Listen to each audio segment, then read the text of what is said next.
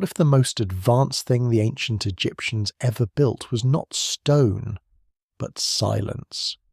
What if the real monument was a way of thinking that we are no longer able to hear?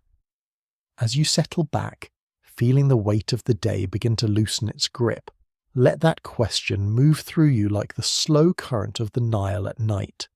So before you get too comfortable, take a moment to like the video and subscribe, but only if you really like what I am doing here.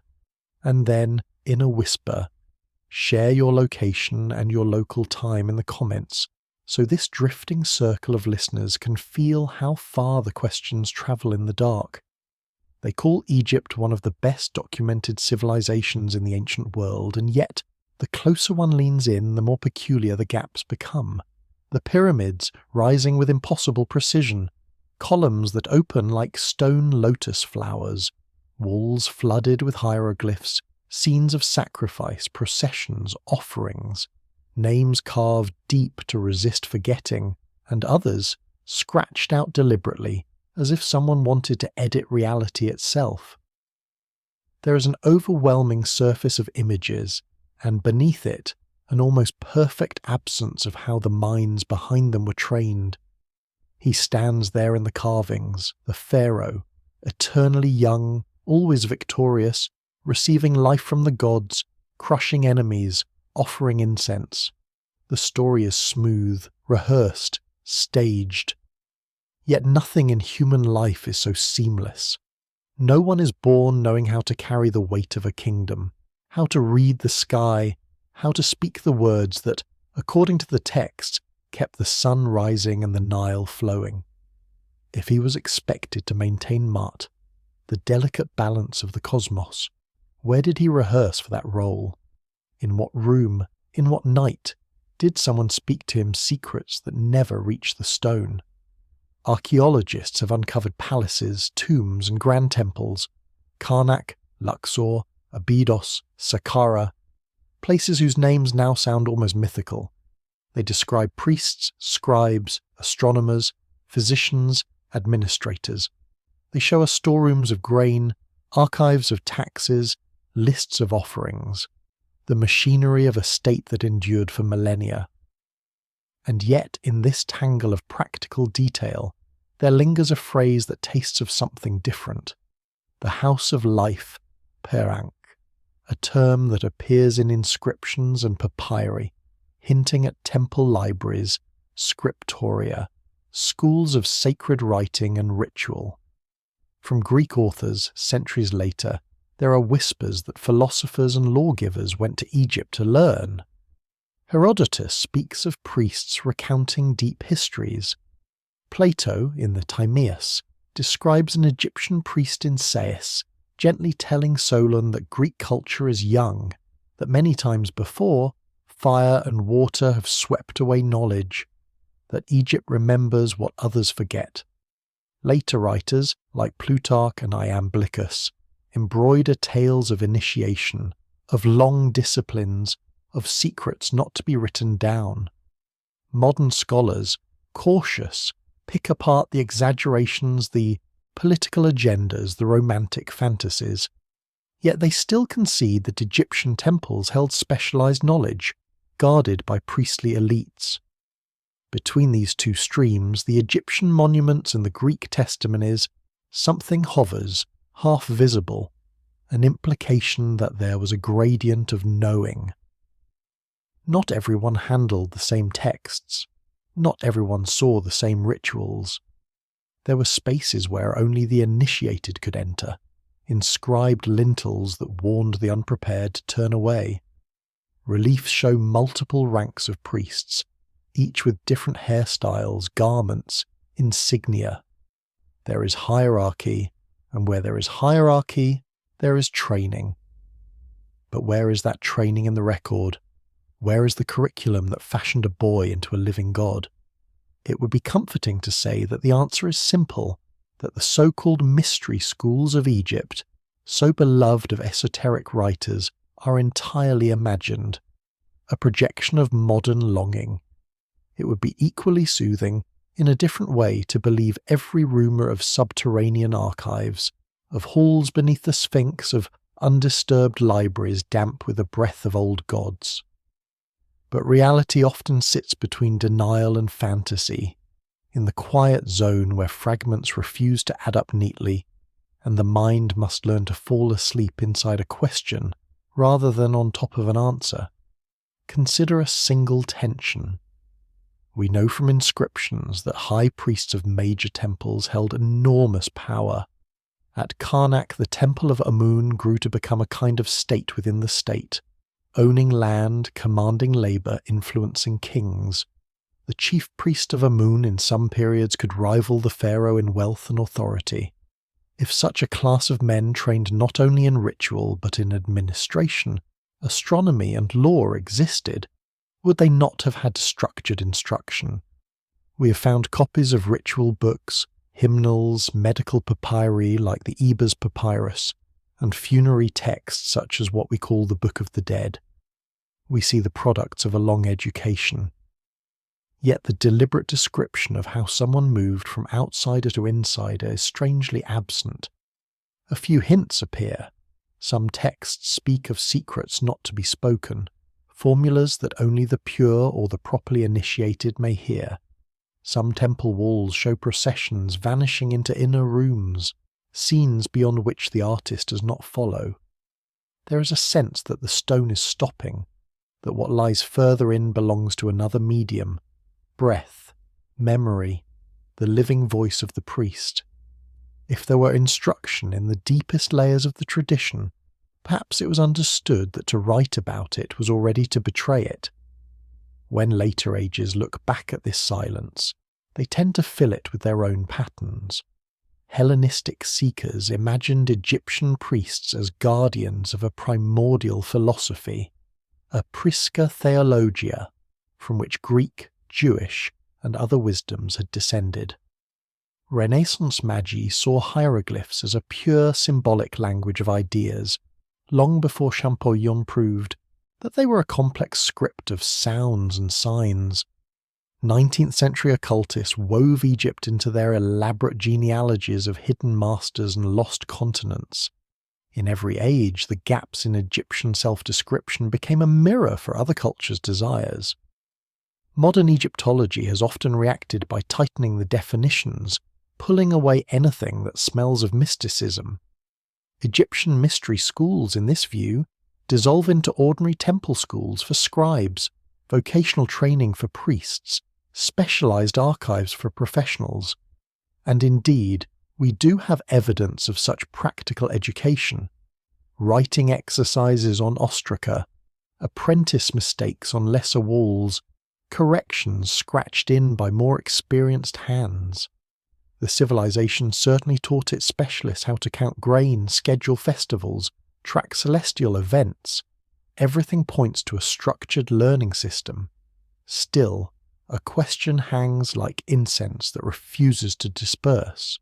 If the pharaoh was the pivot of heaven and earth, if he was meant to know the correct offerings, words and postures that aligned his kingdom with the gods, would his instruction have been entirely indistinguishable from that of a scribe learning to tally accounts? Does the very nature of his role not suggest an additional layer, something woven through with myth, trance and ordeal, transmitted in guarded moments, when the future king stood before elders whose names have disappeared into unread dust? Perhaps the greatest puzzle is not that we have lost a hypothetical mystery school, but that we cannot even agree on how much we have lost. Some argue that we possess enough text to reconstruct the thought world of Egypt fairly well, that the missing documents would mostly add detail, not overturn the picture. Others, looking at how few papyri survived compared to what temple libraries must have held, suspect that the surviving fraction is like a handful of bricks from a city, telling us that something once stood there without revealing its design. In the half-light of that uncertainty, the notion of royal and priestly initiation takes on a curious quality. It might be an exaggeration of a modest educational system, inflated by Greek admiration and modern romanticism. Or it might be the faint afterglow of a real, disciplined path of transformation, one that trained perception, ethics, imagination, and a sense of the cosmos, then deliberately stepped out of the way of writing, trusting only in chains of living memory that could so easily be snapped by conquest, drought, or simple forgetfulness. As the mind begins to drift, hovering just above sleep, another, softer question arises. If such a path once existed in the dark corridors of temples, if there were indeed teachers who specialized in sculpting consciousness, what was the moment when that craft began to thin out? Was it gradual, like the slow drying of a river over centuries, or sudden, like a single night when the lamps were not lit, when the last initiate did not arrive? And if somewhere in that thinning, a young pharaoh or priest stood on the threshold of a chamber whose teachings would never again be passed on, what did he feel looking into a silence no inscription records? It is at that threshold between a known outer ritual and an unknown inner training that the trail we can follow seems to fade, inviting us to step into the next layer of the fog, where the question of what a pharaoh was supposed to become presses a little closer, and the stone itself seems to listen without answering.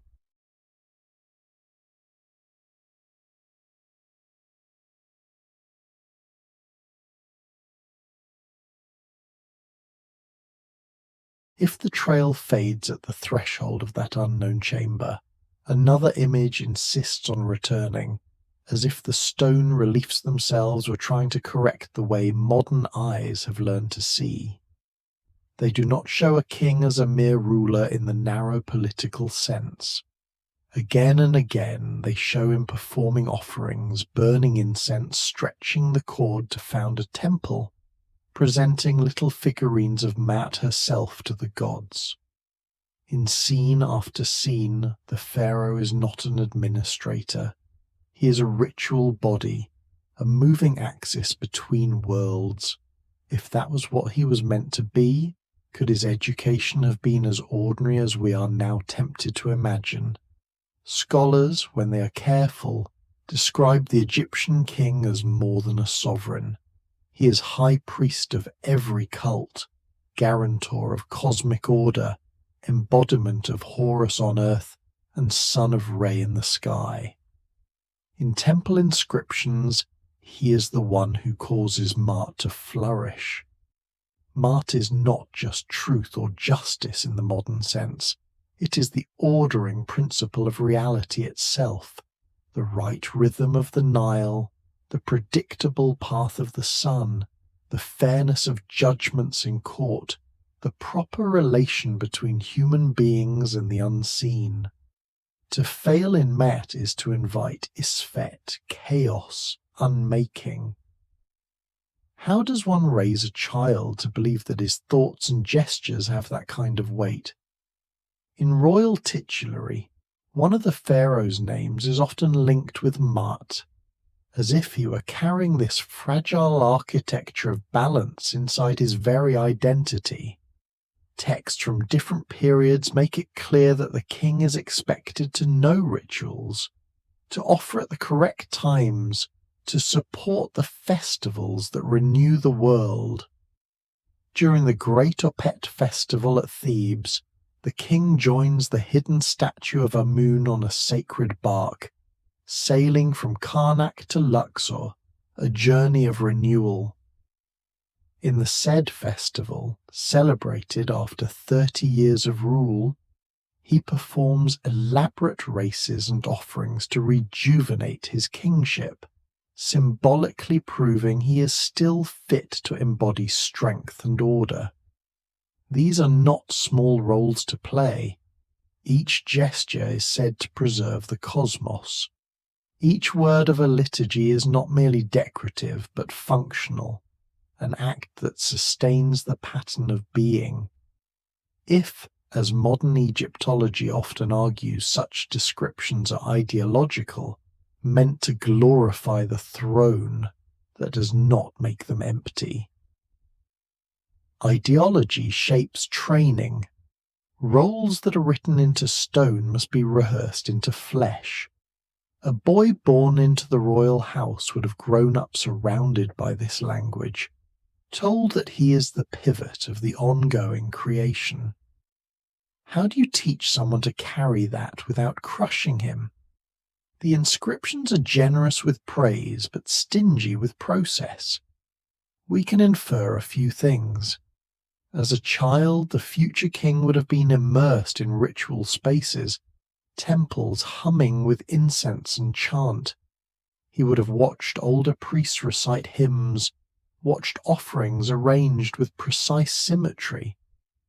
There is evidence that kings learned to read at least some hieroglyphs, enough to recognize royal formulas and divine names, even if scribes did the bulk of the writing. Certain reliefs suggest the pharaoh personally presenting foundation deposits, personally enacting key ceremonies. Such actions imply rehearsal. No king would be allowed to stumble or mispronounce in the inner sanctuaries, not if the stability of heaven and earth was believed to depend upon his competence. Egyptologists point to the titles of court officials around the king: tutor of the king's children, overseer of royal instruction, prophet of Amun, chief lector priest. The very presence of a tutor suggests something like a curriculum, even if its contents lie in shadow. Lector priests were custodians of ritual texts, masters of spoken formulas and recitations. Would they not have been among those who whispered to a young pharaoh, guiding his tongue through the labyrinth of sacred words? And if so, what else did they teach between the lines of the liturgy? An attitude, a way of holding attention, perhaps even a way of feeling the world as alive and responsive. There is also the matter of law. The king is sometimes depicted as judge, the final arbiter in difficult cases. Steely record decrees granting lands to temples, issuing pardons, or reorganizing administration. To guard Mat meant not only honoring the gods, but ensuring human justice. How does one weave together a sense of cosmic significance with the mundane details of property disputes, border conflicts, tax obligations? Somewhere in the education of a pharaoh, myth and practicality had to be braided together so tightly that they could not be separated without tearing. Modern minds, trained to divide religion from politics, may be the ones creating a problem that did not exist in the same way along the Nile. For the Egyptians, the distinction between temple and palace, shrine and court, was more porous. The king's body was political and sacred at once. His presence at a festival was both a religious necessity and a public spectacle. His decisions about irrigation, granaries, or military campaigns were also decisions about maintaining Mat, protecting the order of things against chaos. If his role fused these layers, perhaps his training did as well, so integrated that later ages, looking for spiritual versus secular education, failed to see the unity that once held it all. There are faint echoes of this fusion in texts we still have. Hymns speak of hidden meanings in myths, of gods whose stories veil deeper truths. Some ritual instructions refer to knowing the god in his mystery. Yet these phrases come without manuals. No commentary survives that says, "This is only a symbol. The initiate understands it differently." There is no Egyptian equivalent of later philosophical schools that carefully distinguish exoteric and esoteric teachings. And yet, the very language of secrecy, of knowing how to speak and how to be silent, suggests that something more than surface performance might have been expected of those closest to the heart of the cult. Greek writers, looking on from the outside, interpreted this in the light of their own categories.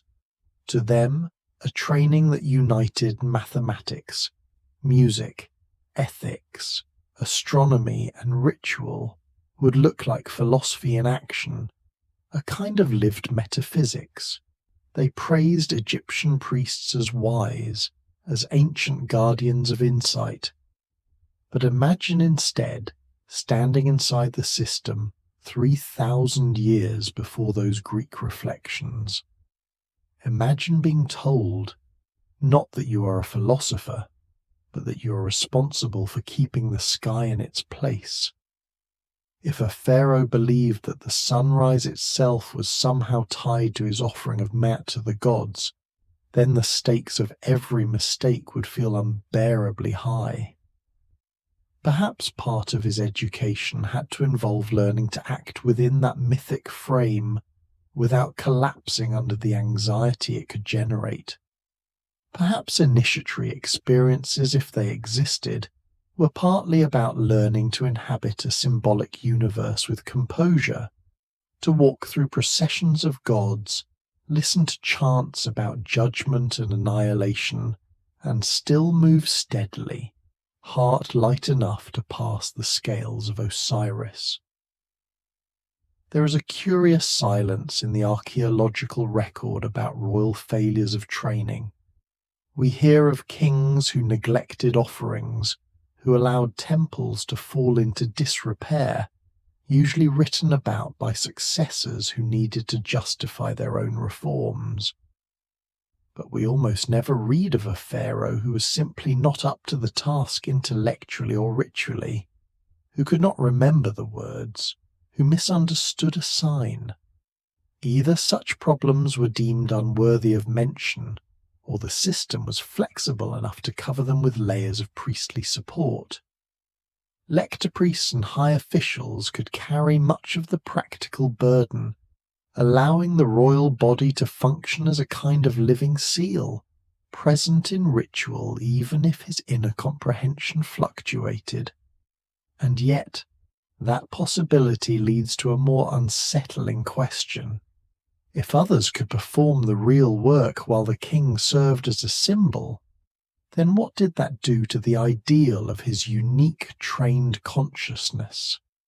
Did the priestly colleges grow in power precisely because they held the detailed ritual knowledge, while the pharaoh became more and more dependent on them? If so, then maybe the heart of whatever mystery instruction existed shifted gradually from palace to temple, from royal childhood to hidden courtyards where only priests trod. Somewhere in that transfer of weight, if it happened, the image of the king as the solitary guardian of Maat may have started to crack. Not in the official inscriptions, which continued to proclaim his centrality, but in the lived reality of knowledge distribution. If the pharaoh's training was increasingly mediated by temple experts, then perhaps the true schools of sacred skill were never in the palace at all, but in the stone complexes whose shadow chambers still puzzle visitors. And so the puzzle returns with a slightly different edge. If the king was raised to embody Maat, but much of the knowing that supported him was housed in priestly communities, where were those communities themselves formed? What rooms did the priests enter that the king did not? What corridors led deeper than even royal feet were allowed to walk? As the mind drifts, images of Karnak and other great sanctuaries rise again, dense with columns and hidden doorways, as if they themselves were a kind of textbook in stone, waiting for someone to remember how to read a lesson that was once walked, not written.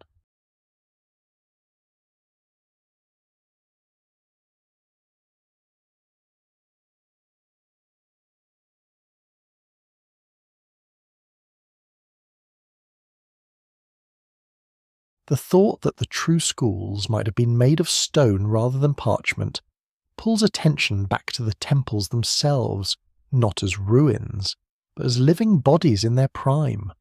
Try for a moment to let the centuries fall away.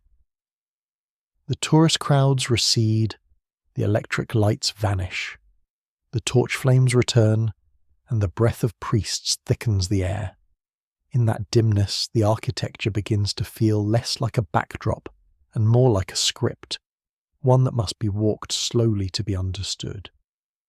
At Karnak, the great hypostyle hall presses down with its forest of columns, each one carved with texts and scenes that climb toward the light. The space is overwhelming, a deliberate disorientation of scale and direction.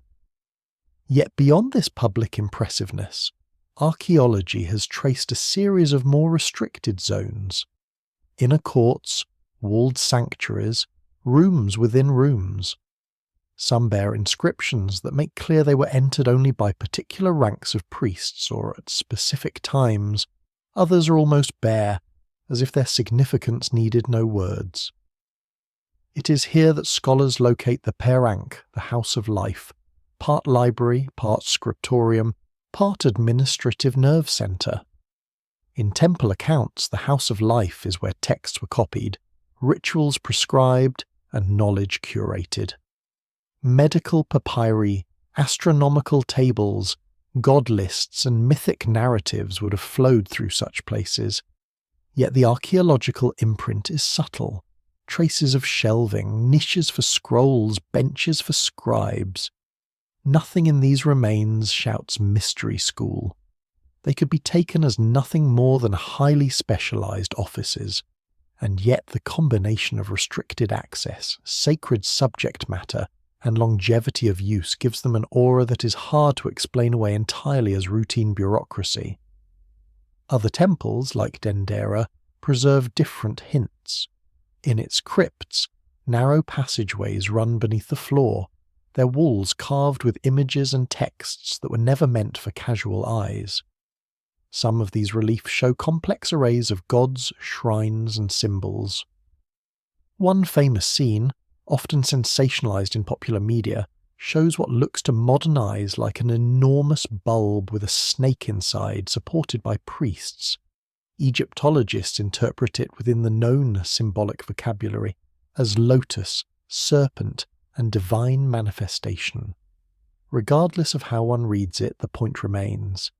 Someone took the trouble to decorate enclosed, almost secret spaces and to fill them with dense, multi-layered imagery. Why carve in the dark? Why inscribe what only a handful would see? The practical answer is continuity. Even hidden rooms might be opened during specific rituals, and the gods themselves, in Egyptian thought, could see what no human eye did. But that does not exhaust the strangeness of such choices. Along the outer walls, huge reliefs proclaim the king's piety and victories to anyone who passes. Inside, layer upon layer of architectural shells lead to those inner chambers where images grow more compressed, more composite, sometimes more abstract.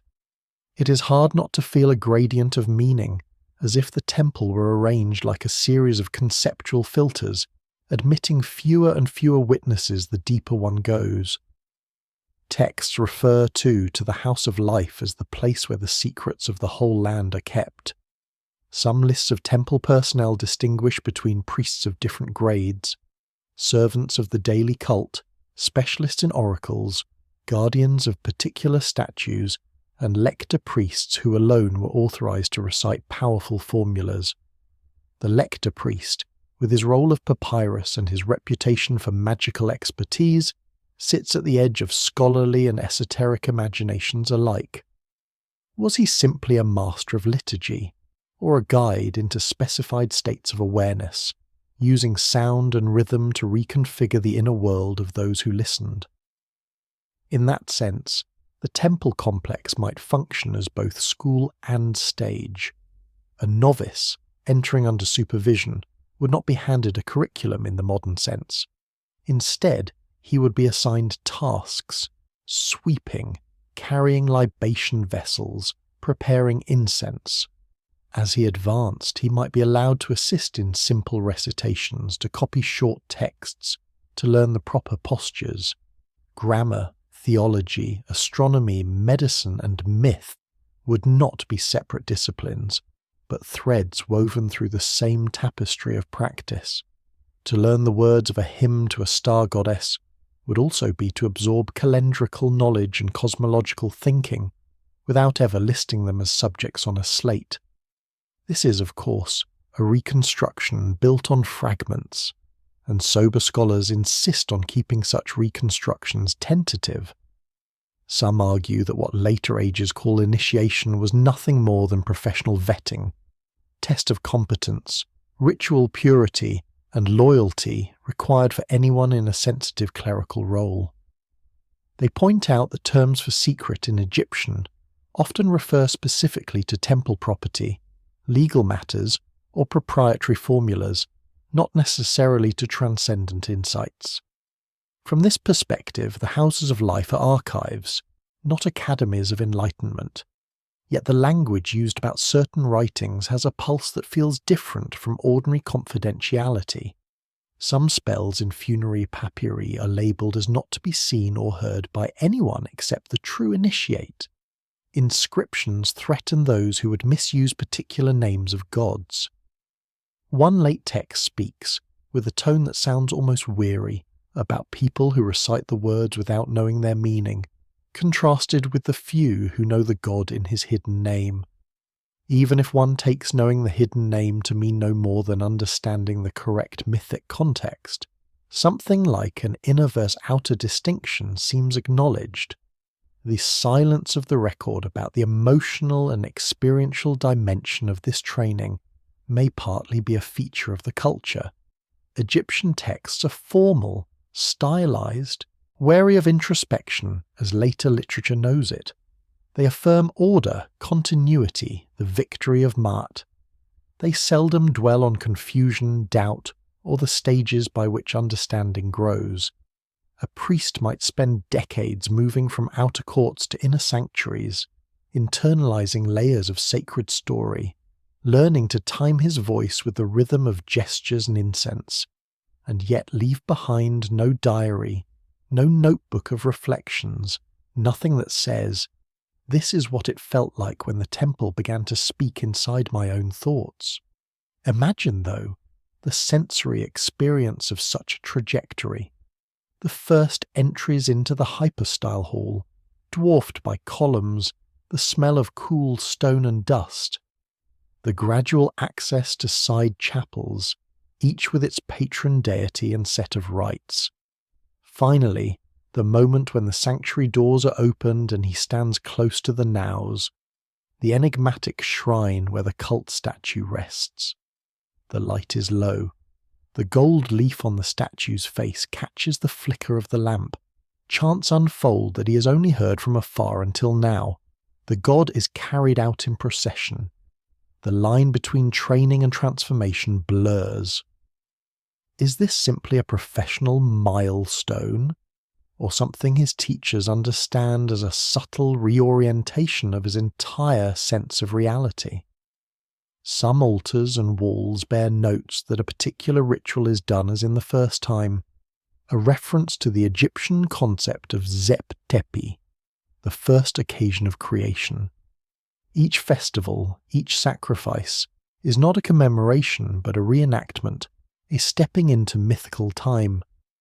If sacred specialists spent their lives learning how to conduct these returns to the beginning, might not their education have included practices aimed at loosening the grip of ordinary time in their consciousness? We lack the language they would have used for such processes, if they remarked upon them at all. The stones remain, the inner discourse evaporates. Archaeologists carefully mapping temple plans note oddities, blocked doorways, niches that lead nowhere, false doors inscribed for the dead to pass through. Some of these features are symbolic, providing access for non-physical beings. Others might be architectural traces of changing ritual programs, rooms repurposed as cults rose or fell. But from a different angle, they look like the scars of a pedagogy that once wove movement, orientation, and surprise into its lessons. To turn left instead of right at a particular column, to be led into a seemingly blank room and asked to recite a hymn in the dark, to feel one's way along a wall of unseen reliefs might all have been part of an embodied education that left little textual trace. There are even hints that not all knowledge was native to Egypt. Inscriptions mentioned foreign rituals, imported deities, festivals adapted from contact with Asia or Nubia. Priests in these temples may have been custodians of a constantly adjusting repertoire, balancing tradition with innovation.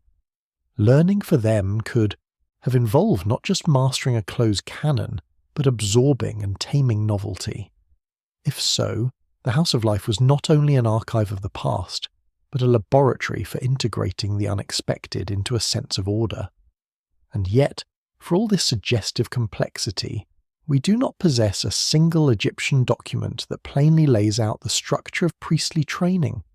What we have are indirect markers, titles, architectural hierarchies, scattered injunctions about secrecy, a few autobiographical inscriptions where priests boast of their knowledge, naming lists of texts they have mastered. The inner choreography of advancement remains locked, like one of those carved doors that appears solid, yet once swung open for those who knew the hidden mechanism. Perhaps that is why later outsiders, arriving in Egypt with their own questions, found the temples at once alluring and frustrating. They saw the restricted access, the specialized garments, the elaborate rites, and they heard only fragments of explanation. From these glimpses, the idea of a mystery took root, a sense that behind the audible chants there lay a quieter layer of instruction.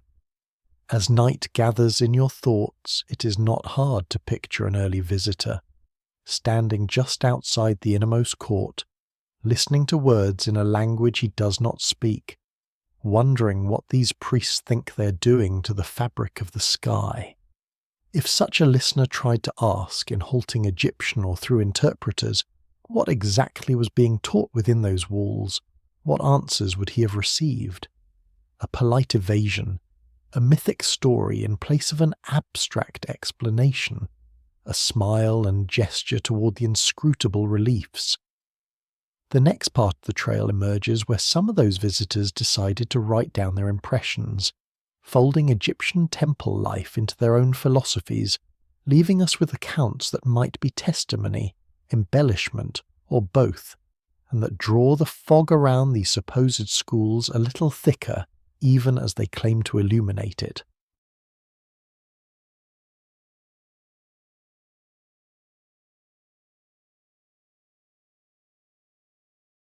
Those early visitors who stood outside the sanctuary, feeling the weight of something they could not quite name, did not all remain silent. Some went home and turned their impressions into stories, philosophy, even accusations. What survives of their words has become one of the strangest parts of this puzzle. For a tradition so proud of its own continuity, Egypt speaks least about its supposed inner teachings, while outsiders will not stop talking about them. Why is the echo louder than the original voice? The earliest of these echoes in Greek literature comes from Herodotus. Wandering the Nile in the 5th century BCE, he watched ceremonies, spoke with priests through interpreters, saw animal mummies and sacred boats. In his histories, he says openly that there are things he's been told but will not repeat, because they are holy. Other times, he claims ignorance. The priests, he writes, were unwilling to speak further, yet he reports, with fascination, long king lists, cycles of time, odd customs in burial and purification.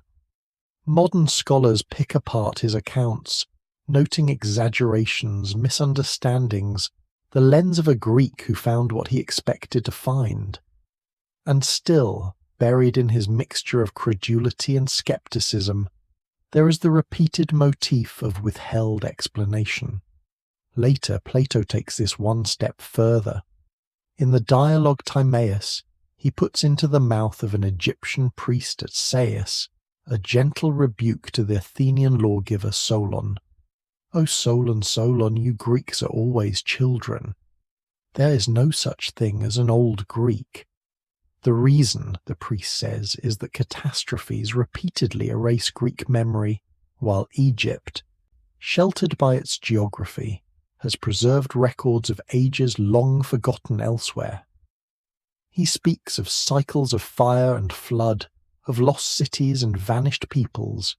He hints that stories like the Greek myth of Phaethon, who tried to drive the chariot of the sun, are distorted memories of real celestial or earthly upheavals. Plato, of course, is not a reporter. He is a philosopher using myth to frame questions about knowledge, order, and the ideal state. But the choice to place this discourse in the mouth of an Egyptian priest is suggestive. For him and his contemporaries, Egypt is the emblem of antiquity, of remembered cycles, of temples that claim to reach back toward a murky first time. Whether or not Solon ever had such a conversation, the very fact that Plato stages it that way shows how Greek imagination had begun to locate deep temporal wisdom in Egyptian sanctuaries. Other names follow. Isocrates mentions Pythagoras travelling to Egypt to learn from priests. Later biographers, such as Iamblichus in his Life of Pythagoras, embroider the tale. Pythagoras, they say, submitted to lengthy tests, purifications, perhaps even circumcision, in order to gain access to Egyptian temple knowledge. He allegedly studied there for years, learning mathematics, music, and a way of life that joined theory with ritual. Modern historians, wary, point out that these accounts were written centuries after Pythagoras lived, in an era when association with Egyptian antiquity conferred prestige. Perhaps the stories were designed to make Greek philosophy look older, deeper, more rooted. For others, like Plutarch, Egypt becomes a theatre of symbolic drama. In his essay on Isis and Osiris, he freely interprets Egyptian myths through a Greek philosophical lens. Osiris becomes reason, Isis becomes wisdom. Typhon becomes disorderly matter or destructive passion. He acknowledges that Egyptian priests themselves have multiple ways of explaining their gods. Some speak in literal terms, others in naturalistic allegories, still others in cosmological metaphors. Plutarch, reading all this through the filters of Platonism and Stoicism, sees in Egypt a system of veiled truths, a theology that hides philosophy in story. These writings have tempted generations of later readers to envision Egyptian temples as formal mystery schools, where a structured series of initiations conveyed a unified esoteric doctrine. And yet, when one stands in front of the actual walls at Abydos or Edfu, the picture is less tidy. The gods are many, their stories local as well as cosmic. Rites are specific to cities, dynasties, and cults. No single systematic philosophy declares itself. The Greeks, longing for a coherent wisdom behind the multiplicity, may have drawn lines between dots that the Egyptian priests never intended to connect. Still, some details are hard to brush aside. Iamblichus, in his On the Mysteries, emphasizes the importance of ritual performance and divine symbols over abstract reasoning, and attributes this approach to Egyptian and other barbarian traditions. He insists that these foreign priests knew practices that directly engaged with higher powers, that their rites were not mere dramatizations but active transformations. Whether or not he accurately describes Egypt, he is certainly projecting onto it an ideal of a tradition in which knowledge is not simply thought, but enacted. In the centuries around and after Alexander's conquest of Egypt, Greek visitors found themselves living in cities where Greek and Egyptian cults intermingled. They saw the grandeur of older temples, but also the emergence of new, syncretic forms. Serapis, a god blending aspects of Osiris and Apis with Hellenistic traits. Hermes Trismegistus, a fusion of the Greek Hermes and Egyptian Thoth. presented as a primordial sage in the later Hermetica. These texts, written in Greek but steeped in Egyptian imagery and temple vocabulary, present a wisdom that claims ancient, even pre-Greek roots. They speak of ascending through the spheres, of knowing God as mind, of the soul awakening to its own divinity. Scholars today see the Hermetica as products of a melting pot. Egyptian priests educated in Greek, or Greek intellectuals steeped in Egyptian religious culture, crafting a new spiritual language. For the question of mystery schools, this is double-edged. On the one hand, it suggests that at least some Egyptian clergy did reimagine their temple law as a pathway of inner transformation, one that could be described in philosophical terms. On the other hand, it shows that what survives most clearly of this reimagining is filtered through Hellenistic and Roman intellectual fashions, already far removed from the Old Kingdom or even New Kingdom practices that fascinate modern seekers.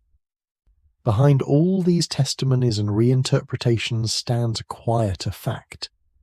The Egyptian sources themselves rarely use language that neatly overlaps with later notions of initiation as a graded disclosure of metaphysical truth.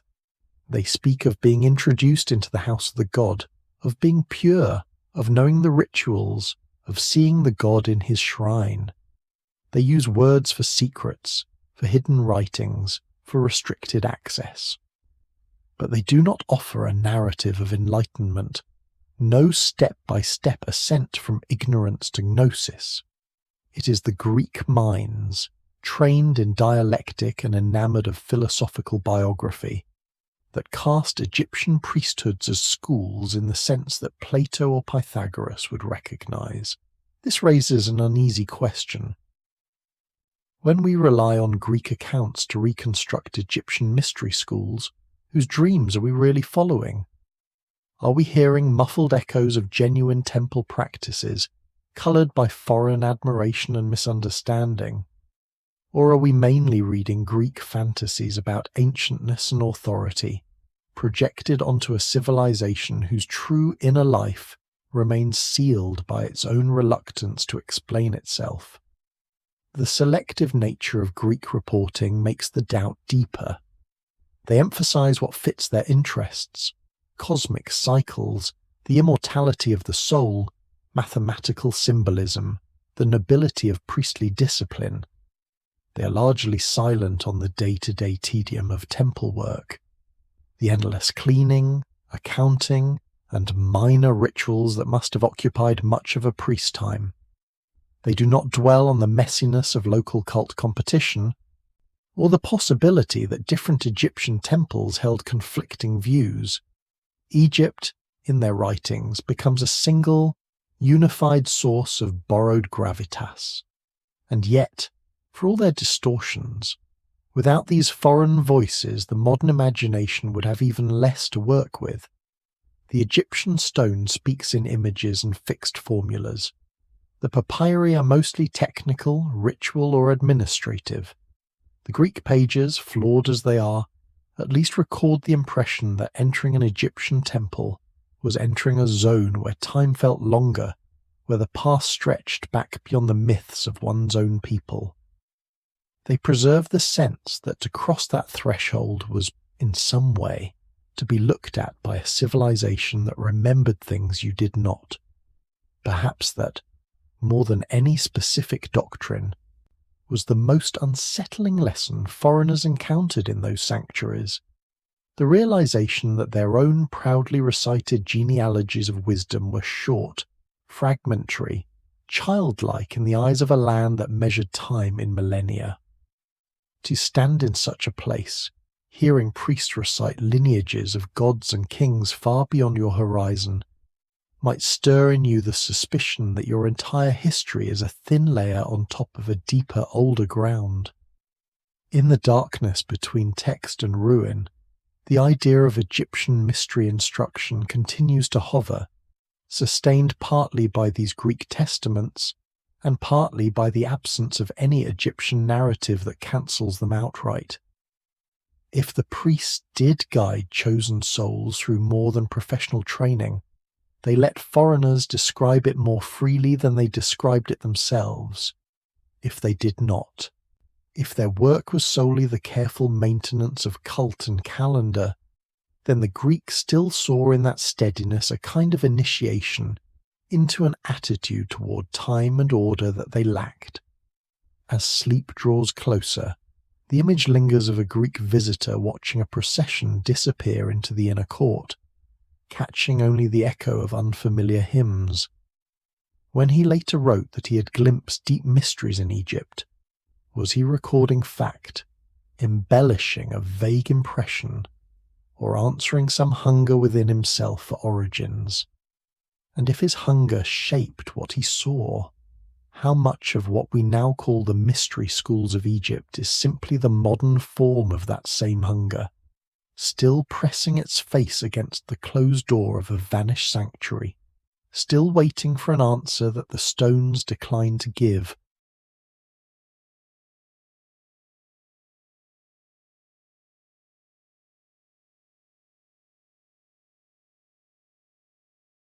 If the echo of foreign voices has grown so loud, it is partly because the native voice is so strangely faint where we would most expect it to speak. After drifting among Greek tales of initiations and hidden wisdom, there is a quiet urgency to turn back and ask the stones and papyri of Egypt themselves, what did you actually do with your knowledge? When the Greeks have been set aside for a moment, when the fantasies are gently laid down, what remains in the Egyptian record that could plausibly sustain such a legend of hidden schooling?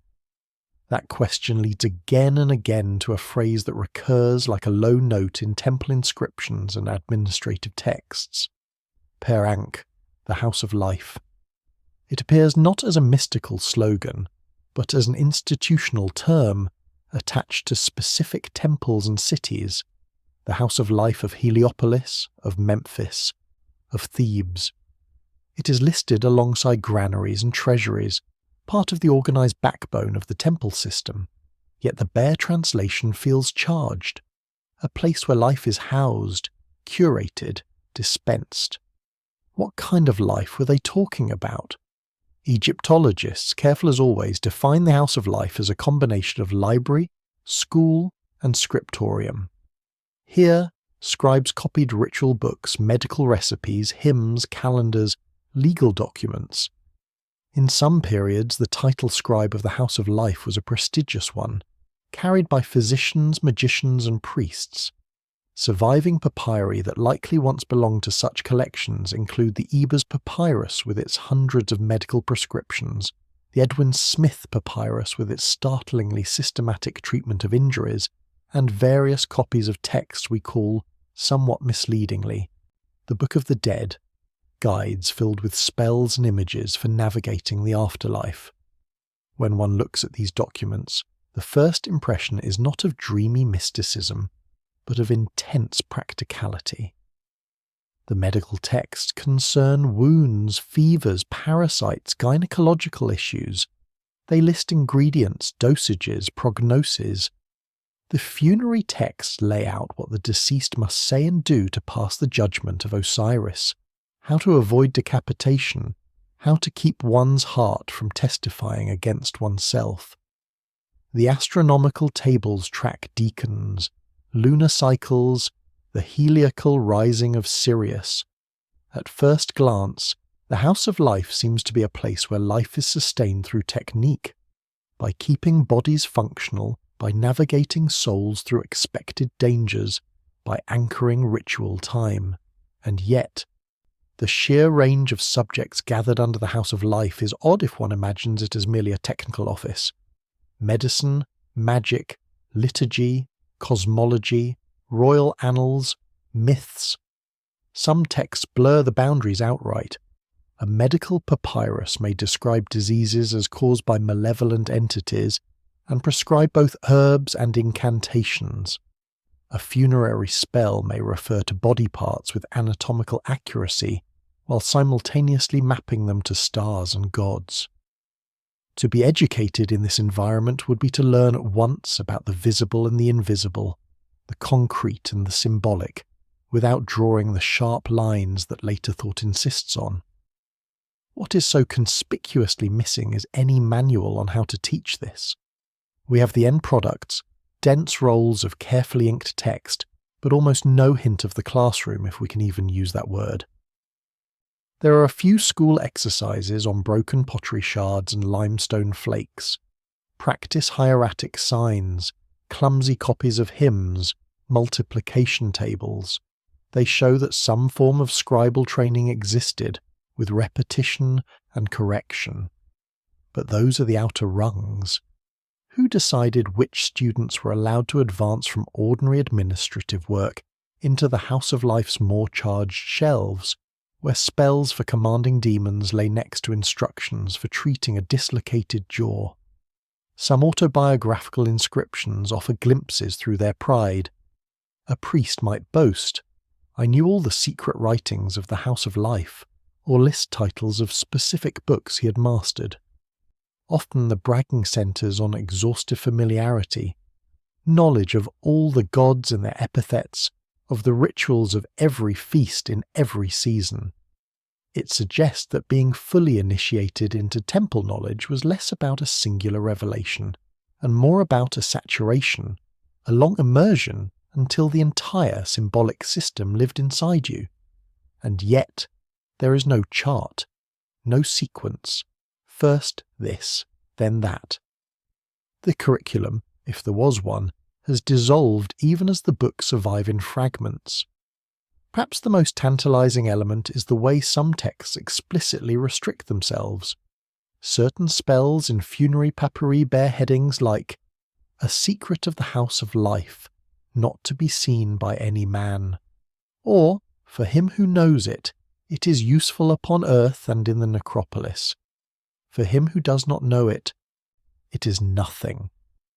These warnings are written down, paradoxically advertising the existence of secrets while insisting on their inaccessibility. Was this merely a way of protecting professional status, a scribe's version of proprietary knowledge? Or does it hint that, even among those who could recite the words, only a smaller circle was taught how to inhabit them inwardly?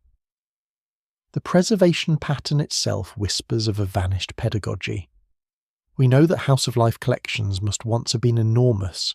The few catalogue-like texts that survive mention hundreds of works categorized by theme. Yet what reached us is a thin scattering, a medical papyrus buried in a tomb, a ritual book tucked into a coffin, a damaged scroll discarded in a rubbish heap at Deir el-Medina.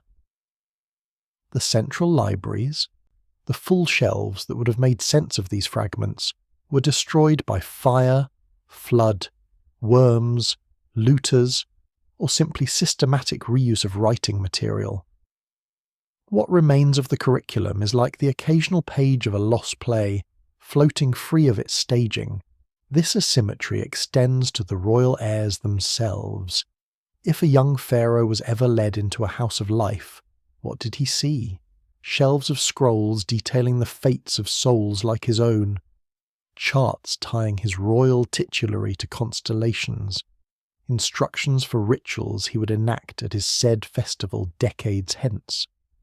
Did someone sit beside him, quietly explaining how all these pieces formed a pattern in which his own life was one moving part? Or was he shown only select texts, carefully curated to support the ideology of kingship, while more ambivalent materials remained for priestly eyes alone? Modern readers searching these papyri often want to leap straight from restricted text to esoteric schools, imagining teachers unveiling hidden doctrines in dramatic initiations. Yet the actual writings resist such dramatic staging. They are dense, formulaic, practical even in their magic. They speak of proper pronunciation, correct posture, correct ingredients. They assume a world where the line between symbol and cause is thin. If there was an inner dimension, a training in how to experience these acts as transformations of consciousness, rather than mere procedures, it is almost entirely unvoiced. There is an irony here that touches a deeper nerve. a civilization that excelled in picturing processes on stone, that loved to show sequences of action panel by panel, left almost no visual record of its own learning process. We see the final forms: the priest at the altar, the king before the god, the scribe writing under the patronage of Thoth. We do not see the stumbles, the first time the words felt alive, the mistakes that provoked correction. It is as though the culture chose to represent only the outcome, not the road toward it. In that decision, intentional or not, the very thing modern minds hunger for knowing has been subtracted. One could argue that this absence is itself a clue. If the path mattered less than the role, if what counted was that the ritual be done correctly regardless of the inner state of its performer, then there would be no reason to describe personal development. The House of Life would be a technical college, not a crucible of souls. On that reading, all talk of mystery schools is projection, a misreading of professional secrecy as spiritual depths. But another possibility refuses to fade. What if the Egyptians assumed that the inner work could not be written, that to describe the transformation was to trivialize it? What if the House of Life preserved the scaffolding of words and images, trusting that a certain kind of student, moving long enough among them under guidance, would undergo shifts of perception that could only be hinted at obliquely? In such a context, the lack of explicit pedagogical treatises would not prove that no inner training existed. It would simply confirm that the culture's deepest educational processes were meant to leave no direct trace. From the vantage point of a sleepless modern mind, the situation feels both frustrating and strangely symmetrical. We possess enough evidence to know that Egypt tied together medicine, magic, ritual, and cosmic order under the roof of the House of Life, that some texts were guarded, that some priests boasted of mastering secrets. Yet we lack precisely the connective tissue that would tell us whether this amounted to something like an initiation school, or merely to a highly stratified professional guild. Somewhere between those two options, the fog thickens. Perhaps the training was both, fiercely practical in its techniques and quietly transformative in its accumulation, turning those who endured it into men who not only knew how to recite to the gods, but had allowed the temple symbolic world to seep into every corner of their perception. If so, then the line between administration and initiation, between vocation and mystery, might not lie where modern categories expect it. That question now curls at the edge of thought, like smoke from a ritual censer that refuses to rise in a straight line. When scholars argue today about whether Egypt had mystery schools, are they really debating the evidence, or wrestling with the discomfort that comes from not being able to separate the sacred from the functional in a clear way? And if we cannot draw that line cleanly in their houses of life, what happens when we follow it back into the larger system that bound temple, throne, and cosmos together, where the very idea of training itself begins to look less like schooling and more like a lifelong initiation into being a particular kind of human at the centre of an ordered world?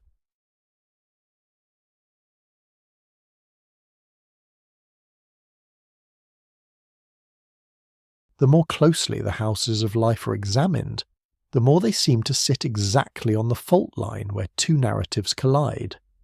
On one side stand the scholars, sleeves rolled up pointing to ostraca with practice signs, appointment decrees, pay lists and duty rosters. On the other side gather those who see, in the same shadows, the outline of something deliberately concealed, an initiatory ladder, tests of soul and mind, a curriculum leading beyond competence toward altered consciousness.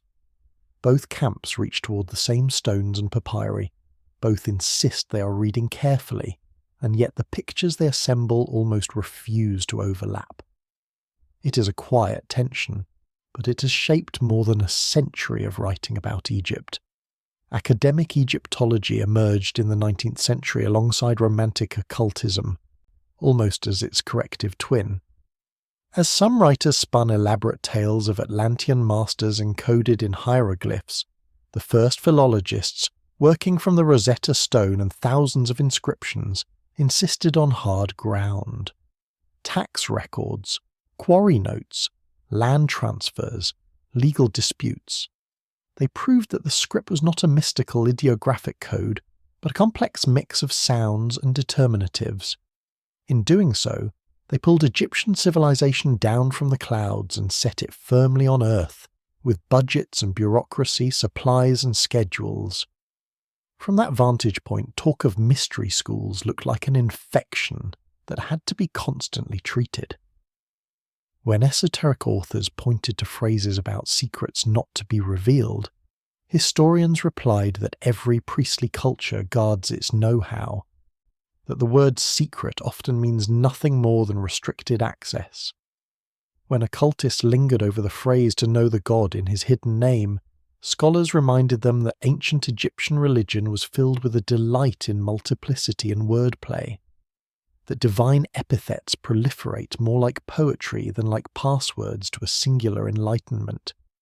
The temple, in this reading, was a machine for maintaining cult and state ideology, and the priests were highly trained technicians of the sacred, not spiritual experimenters in the modern sense.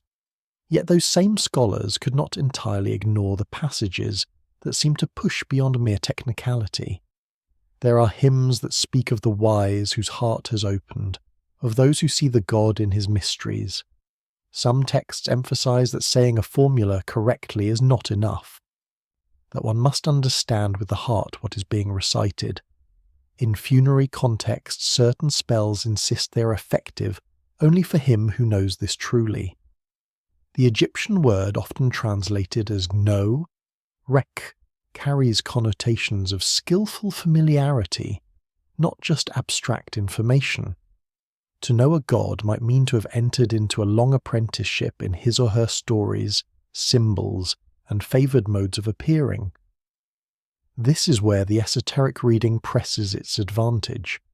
If the same civilization that wove mat through every stratum of life also distinguished between those who merely repeated and those who knew, how far is it really from that distinction to something like initiation? Not an imported Greek-style mystery cult with staged dramas of death and rebirth, but an indigenous sense that some practitioners had crossed a threshold of comprehension their colleagues had not. When a priest boasts on a tomb wall of being one who knows more than the elders, or who has grasped what others only hear, it is easy to imagine that he is hinting at an inner circle. But imagination is not evidence, and here the problem sharpens.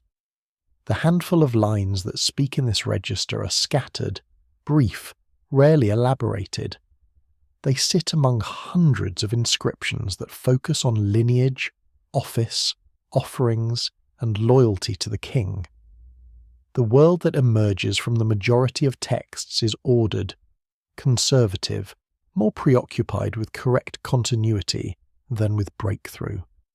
To build a vast system of mystery schools on the basis of a few phrases is to lean heavily on one's own longing for depth.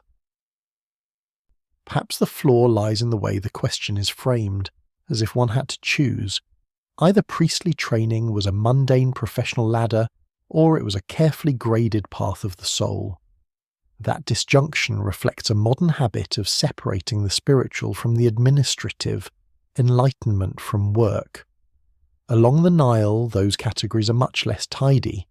A scribe calculating grain rations might be doing math as surely as a priest lifting a libation bowl. A lector priest reciting protective spells over the sick was at once a healer, a magician, and a civil servant. Where, in such a mesh, would a mystery begin and end? Some scholars of religion have suggested a different approach. Instead of searching for explicit doctrines of initiation, look at the forms of life the institutions produced. In Egypt, that form of life was one in which certain men spent decades memorizing and performing intricate rites that constantly reconnected human events with myths of gods and the dead. The repetition itself, carried out morning and evening, festival after festival, creates a sustained environment of symbolic saturation. To live in that environment, to have one's awareness continually shaped by it, could well alter perception and self-understanding, even if no one ever said, "Now you're initiated." A modern comparison might be helpful, even if imperfect. Consider a monk in a strict contemplative order. His day is full of tasks: cooking, cleaning, repairing buildings, making products to sell. Interspersed with these are several hours of structured prayer, chanting, reading. Now imagine an outsider coming centuries later, reading only the community's rulebook and work logs. One might conclude that the monastery was a disciplined labour cooperative with religious trimmings. Another, struck by the hymns and the silence between them, might insist it was a school of enlightenment. Both would be missing that for those inside, work and contemplation were folded together, inseparable in practice. Perhaps Egyptian temples functioned in a similar way. The initiation, if one wants to use that word, was not a single rite, but a lifelong deepening of one's alignment with a ritual cosmos. The tests were competence, resilience, the ability to carry mythic meaning through fatigue and repetition without letting it hollow out. The transformations were quiet, a loosening of fear before death, a sense of being woven into an order larger than personal destiny, a familiarity with a pantheon of powers whose stories provided a grammar for interpreting inner and outer events. If that is so, then both the sober Egyptologist and the esoteric enthusiast are each half right and half blind. The scholar is right to resist importing fully fledged mystery cults where the record does not support them, to insist that the temple schools trained functionaries as much as philosophers. The seeker is right to feel that, in this long, dense discipline of symbol and repetition, something happened to those who persevered beyond the practical. What neither side may fully grasp is how little the Egyptians shared our appetite for narrating inner change, or theorizing it as a distinct path. This leaves a more uncomfortable possibility lurking just beneath the surface of the debate, that our categories are not only inadequate for ancient Egypt, but also distort what we think we're looking for. When we ask, were there mystery schools, we may really be asking whether there existed, in that faraway civilization, something that would validate our own cravings, for hidden wisdom, for transformative training, for communities that take the craft of consciousness seriously. If we cannot find clear evidence for such things in the past, we are forced to face the present question more nakedly. Do we know how to build them ourselves, without leaning on the authority of vanished priests? In the dim corridor between initiation and administration, a final, quieter doubt lingers. Suppose one day an archive emerged from under the sand, a cache of papyri from a house of life that spelled out step by step how novices were tested, how advanced priests were instructed in subtle meanings of myth. Would we truly recognize what we read as spirituality, or would it look to us like an intricate machine of rites and regulations, no different in essence from what we already have? And if the answer proved disappointing, would that say more about them, or about the shapes of transformation we are able to see? As that thought settles, like silt on the riverbed of the mind, the question arcs back toward the figure at the centre of it all, the pharaoh, trained in ways we cannot fully reconstruct, surrounded by priests whose knowledge both supported and constrained him. If their education was indeed something more than rote, where might its sharpest edges have cut into the history we know? The hint of an answer glints briefly in a period when those edges seem to have slipped, when the balance claimed by Matt cracked in daylight, and a king turned the entire religious machinery toward a single blinding disk in the sky, as though whatever he'd been taught had either failed or led him somewhere no one else wanted to follow.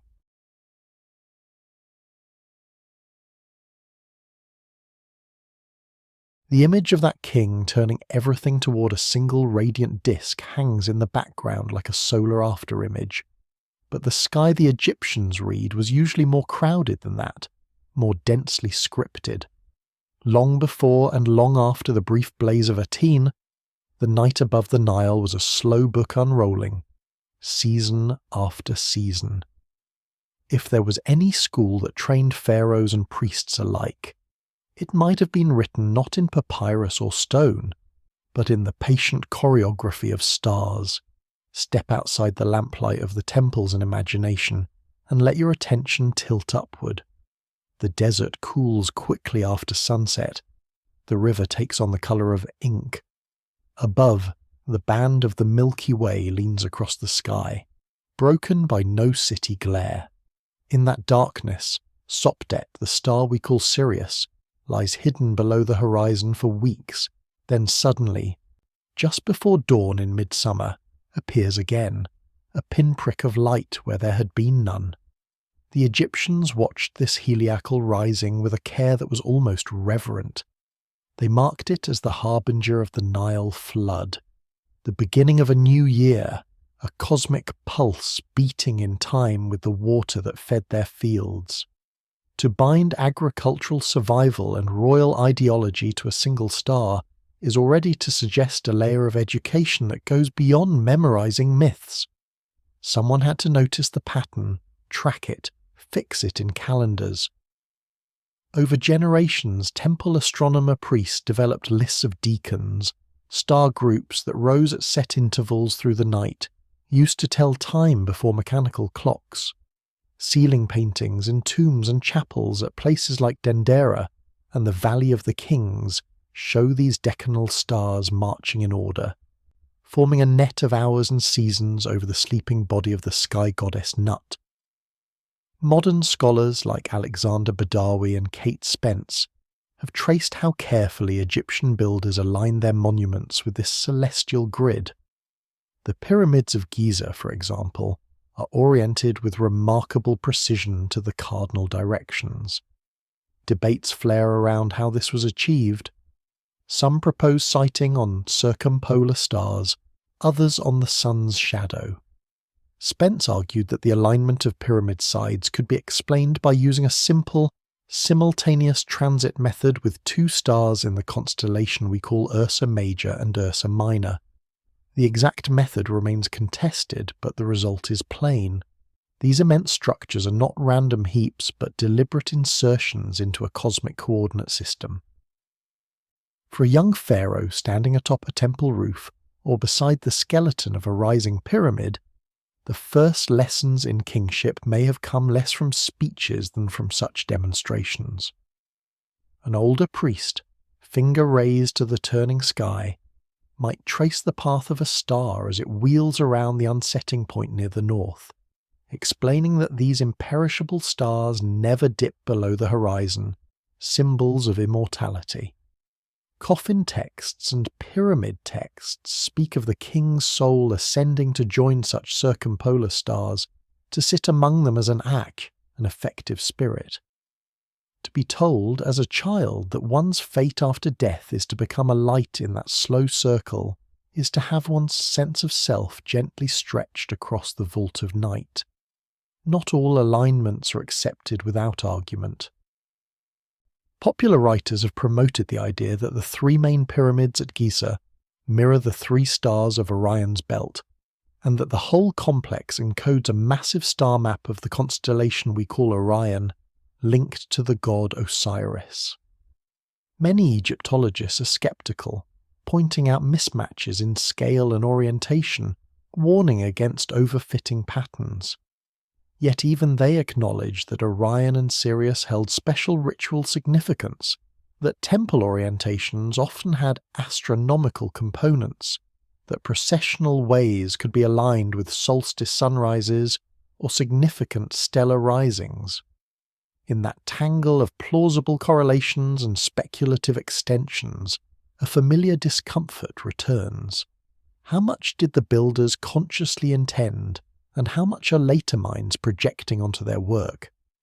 But beneath the modern quarrels lies a simpler, firmer fact. The people who raised these stones thought in terms of cycles of sky and water, of predictable returns and dangerous irregularities. To maintain Ma'at was to keep these cycles in harmonious motion, to read warning signs in eclipses or erratic floods. That required not just mythic stories, but careful, patient observation and its transmission across generations. Temple walls bear traces of this stellar curriculum in quiet ways. At Dendera, the famous zodiac carved on the ceiling of a chapel, now removed to a museum, compresses constellations and deacons into a dense wheel. Its precise interpretation is debated, but it shows that by the late periods at least, Egyptian priests were engaging with a highly structured sky law, possibly folded together with Greek astrological concepts. Earlier ceilings show rows of stars and deities marching across Nut's body, each labelled, each part of the great clock of night. To serve as a priest under such ceilings was to be constantly reminded that every ritual unfolded inside a wider rhythmic space. If a pharaoh's training included nights on temple roofs, watching heliacal risings and tracking deacons, it would not have been astronomy in the later detached sense. The stars were not distant balls of gas. They were beings, manifestations of deities, stations in the soul's posthumous journey. When funerary texts say, "You will go forth by day and return among the stars," they are not offering a metaphor for fame. They are mapping a route through a populated, meaningful heaven. Learning those routes would have been as much spiritual geography as celestial mechanics. Some have argued that the king's calendar role went deeper still. In one reading, major festivals timed to astronomical events did more than commemorate myths. They renewed the structural fabric of time. The Opet festival, with its linking of Karnak and Luxor, could be seen as a pulse of divine energy along a terrestrial axis tied subtly to solar cycles. The Sed festival, re-enthroning the king after 30 years, might resonate with longer astronomical rhythms, though evidence for such precise calibration is thin. What is clearer is that royal and cosmic time were intertwined, and that learning to inhabit that intertwining was part of the sovereign's burden. Here the notion of mystery school comes back at an angle. To outsiders, to later Greeks, the sight of priests and kings so intimately bound up with stellar symbolism suggested they possessed secret cosmic doctrines. To modern minds accustomed to separating science from religion, the combination of accurate observation and mythic language is disorienting. Yet for the Egyptians themselves, this fusion was simply the fabric of reality. The rising of Sirius was both an empirical marker and the joyful return of a goddess. The tracking of deacons was both timekeeping and a way of keeping company with divine powers. In such a framework, what would it mean to be initiated into star knowledge? Perhaps not to be given an abstract theory of the universe, but to be slowly trained to feel the resonance between the body's rhythms and the skies. To wake before dawn at certain times of the year, to stand in chill air listening for the first bird as a specific star cleared the horizon, knowing that the river's behaviour would follow. To mark one's own life stages by these same cycles, seeing in personal aging another expression of cosmic pattern. Over years, such practices could carve grooves in awareness as deep as any written doctrine. Yet the record is as silent about this experiential side as it is about the inner tone of liturgical training. We have star tables, lists of decanal risings, orientation data baked into stone. We do not have a papyrus in which a priest confides, "Tonight, as I watched Sopdet rise, I felt my own heart aligned with Mat." We do not know whether young kings were allowed the quiet needed to internalize these rhythms, or whether they were hurried from ceremony to ceremony, carried along on other people's calculations. The potential for a cosmic education is inscribed overhead. Whether it was fulfilled in any particular consciousness is a question no inscription answers. Some modern researchers venture further, suggesting that certain star alignments were used for initiatory experiences shafts in the Great Pyramid pointing at specific stars, narrow passageways channeling light at chosen times, chambers designed to plunge the initiate into darkness, punctured only by a single stellar beam. Mainstream scholarship is cautious here. The shafts may be symbolic, or have served practical functions we no longer see.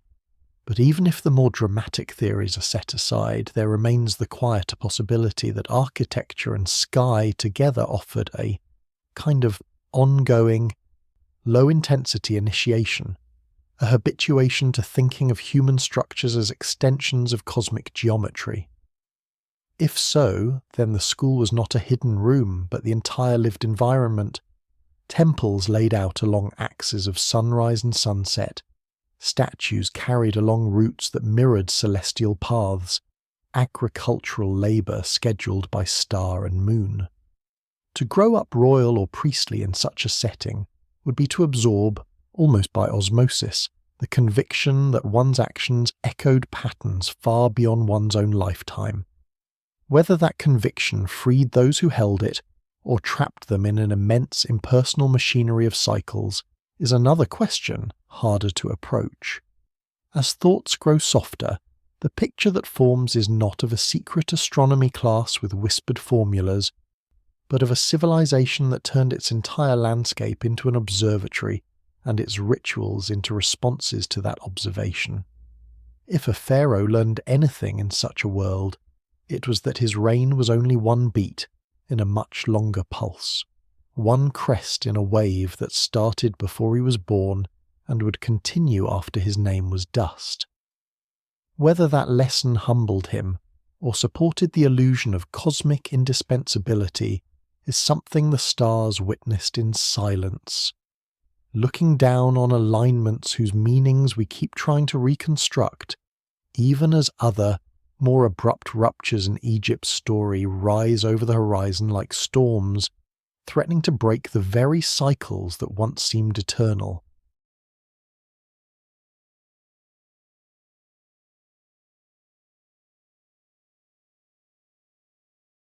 The thought of the stars inscribing their slow lessons over Egypt's roofs and courtyards folds back, almost inevitably, into the stone itself. If the sky was one book the ancients read, the temples and pyramids were another, more tactile volume, written not in ink but in space. Perhaps the question of what the pharaohs learned in secret is tangled with a subtler question. What if the real textbook was not a scroll at all, but an architecture of remembering, and just as quietly an architecture of forgetting? He walks, in imagination, through a temple axis at dawn. The pylons loom ahead, massive gateways that compress the view of the sky into a narrow strip. Passing through, he enters a courtyard bright with sun, columns ringing its edges like a colonnaded frame around an interior world. Beyond that, another gate, a smaller court, more shaded. Then hyperstyle halls where the columns thicken and rise, their capitals flaring like petrified papyrus and lotus, blocking more and more of the light. At last, in the innermost sanctuary, the air thins and cools. The world shrinks to the small chamber where the god's shrine rests, nested in darkness. This progression is not only theatrical. Some historians of memory have looked at such spaces through the lens of ancient mnemonic techniques, noting how later Greek and Roman orators used buildings, real or imagined, as scaffolds for remembering long speeches. In the so-called method of loci, a person would mentally walk through a house, placing vivid images in each room, then retrieve them in order by retracing their steps. The technique appears in texts centuries after the great Egyptian temples were founded, but the resemblance is hard to ignore. A structured sequence of distinct spaces, each marked by particular images and rituals, walked again and again until the movement itself becomes a kind of script. If priests and perhaps even kings spent their lives traversing these axes, stopping at specified columns, turning at particular doorways, facing named statues and reliefs, could the temple have been both a stage and a memory palace? Each festival procession, each daily circuit, would rehearse not just the bodies of the participants, but their minds. The route itself would become an index of myths. Here, Horus defeats Seth. Here, Osiris is mourned. Here the goddess appears as lioness, then as mother, then as tree. To know the temple thoroughly would mean to carry inside oneself a spatialized theology, a lived map of the divine narrative. If so, then the notion of a mystery school shifts again. Instruction would not require esoteric lectures behind closed doors. It would be embedded in the choreography of the place, in when one bows, where one stands, which images one can see, and which remain hidden behind pillars or screens. The neophyte would begin at the periphery, allowed into outer courts, learning the tales and gestures associated with those zones. Only gradually would he be admitted closer to the sanctuary, his body learning new turns and thresholds, his vocabulary of images expanding as new walls and ceilings came into view. The advancement would be physical as much as intellectual, marked by the feel of stone underfoot and the way light thins toward the centre. But if the temple was a device for remembering, it was also, inevitably, a device vulnerable to forgetting. Because the knowledge was so tightly tied to specific spaces and to the sequences that knit them together, any break in those sequences would tear holes in the curriculum. A collapsed roof, a blocked doorway, a defaced relief would not only damage a building, it would interrupt a chain of associations, erase one station in a long interior journey. When later rulers repurposed stones, reused blocks, or built new sanctuaries over old ones, they were not only rearranging masonry, they were rearranging memory. The Egyptians themselves practiced a form of erasure that makes this point with almost painful clarity. On some walls, the name and image of a disfavoured king had been hammered out, leaving an empty cartouche, a ghostly outline where a face once looked out. This practice, which later Latin writers would call damnatio memoriae, appears at different times, targeting figures who fell afoul of successors or religious changes. Akhenaten's name, in particular, suffered this fate in many places after his death. Yet the physical traces remain, gaps in strings of royal names, chisel scars where titles once boasted. The architecture of remembering shows its own surgical marks of forgetting. Imagine a later initiate walking past such a damaged relief. As he traces the row of kings with his gaze, he encounters an absence where presence should be, a hollow where a name once stood. What happens, inwardly, at that point? Does his teacher gloss over it, offering a new story to fill the blank? Does he lower his voice and speak of a heretic better left unmentioned? Or does he insist with tightened jaw that the sequence is unbroken, that there is nothing to see here? In each response, the curriculum is altered. The silence itself becomes a lesson, though no one may call it that. Beyond deliberate erasure lies the blunt erosion of time and disaster. Earthquakes cracked colonnades, floods undermined foundations, invasions left fires smouldering where scrolls once sat. Whole sections of temples were dismantled to provide building material for later cities. Obelisks were toppled or moved to foreign squares. In such acts, conscious or not, certain chapters of the stone textbook were literally torn out and reused as anonymous blocks in new structures. A corridor that had once framed a particular procession vanished, leaving its associated gestures hanging in mid-air, unanchored. If the training of priests and perhaps of royal heirs depended in part on walking these full circuits, then those who came later inherited broken sequences. They might still learn the fragments available to them, but their internal map of the divine story would have little gaps where older generations had continuous paths. Over centuries, as ruination accumulated and repairs took new forms, the underlying course encoded in the temple's design could drift.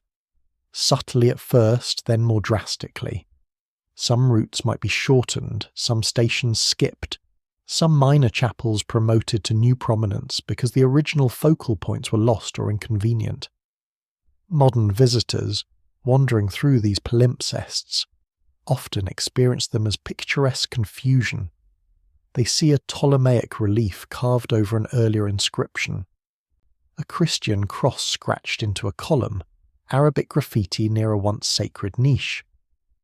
But from the standpoint of training, such layers may mark deeper shifts. A novice initiated in the 2nd century BCE, walking through a temple where Greek titles and Egyptian deities share the same lintel, would receive a different implicit lesson about cosmic order than his counterpart 1,000 years earlier. The architecture would teach not only stories of gods, but stories of how gods and their houses can be displaced. In that light, the very stability so often attributed to Egypt begins to look more fragile. Perhaps the mystery schools, if we use that term loosely for temple-based education, did not so much end in a single cataclysm as fray gradually, their continuity undermined by accumulated edits to the spaces that anchored them. Each name erased, each doorway sealed, each relocated block nudged the tradition slightly off its previous rails. At some point, the shift would have been great enough that the living descendants could no longer quite imagine how their ancestors had once walked these same places, what sequences of meaning they traced. One might ask whether anyone along the way noticed the loss. Did a priest in the late period, looking at a damaged wall, feel a kind of cognitive dissonance, aware that certain myths no longer had a proper home in stone? Did he try to repair the gap through commentary, through new rites, through copying older texts into new contexts? The appearance of more explicit explanatory inscriptions and mythological manuals in the later temples could be read as just such an attempt, when architecture alone was no longer sufficient to carry the full burden of memory. Words had to do more. But words, once written, can be more easily carried away, more easily burned. If temples were once curriculum, then their mutilation was not only an attack on beauty or piety, but a disruption of how consciousness was shaped. The forgotten chamber at the end of a block staircase, the forgotten rooftop platform where stars were watched, the forgotten side chapel where a minor goddess once received offerings, each is like a closed page in a book no longer read. The question of what the pharaoh learned in secret acquires a darker edge. Perhaps part of what he learned in late centuries was that his own education rested on ruins, on rituals whose original spatial logic had already been compromised beyond his knowing. From that vantage, the present becomes complicit in the loss. Archaeologists and tourists move through the surviving shells, interpreting, preserving, sometimes restoring. Yet every act of consolidation, every decision about which stones to reinforce and which to leave in the sand, writes a new emphasis into the site. Modern pathways, railings, and explanatory plaques create fresh routes through the old spaces, training contemporary bodies to move in patterns the ancients never did. The temple, always a memory machine, continues to teach, but the lesson has mutated again. Somewhere between the original design and the current fragment lies a vanished syllabus, a sequence of embodied experiences that once linked myth, gesture, and place into a single thread. Whether that thread ever amounted to a deliberate mystery school in the modern sense may be less important than the recognition that its breakage has left us with questions we're almost incapable of framing without our own assumptions. When one walks today between the broken columns and half-erased reliefs, feeling both the density of what remains and the lightness of what has gone, it is hard not to sense that whatever courses were once taught here, some have been quietly dropped from the catalogue of human memory without announcement, leaving only a few inexplicable gaps in the timetable where the mind still waits for a teacher who does not come.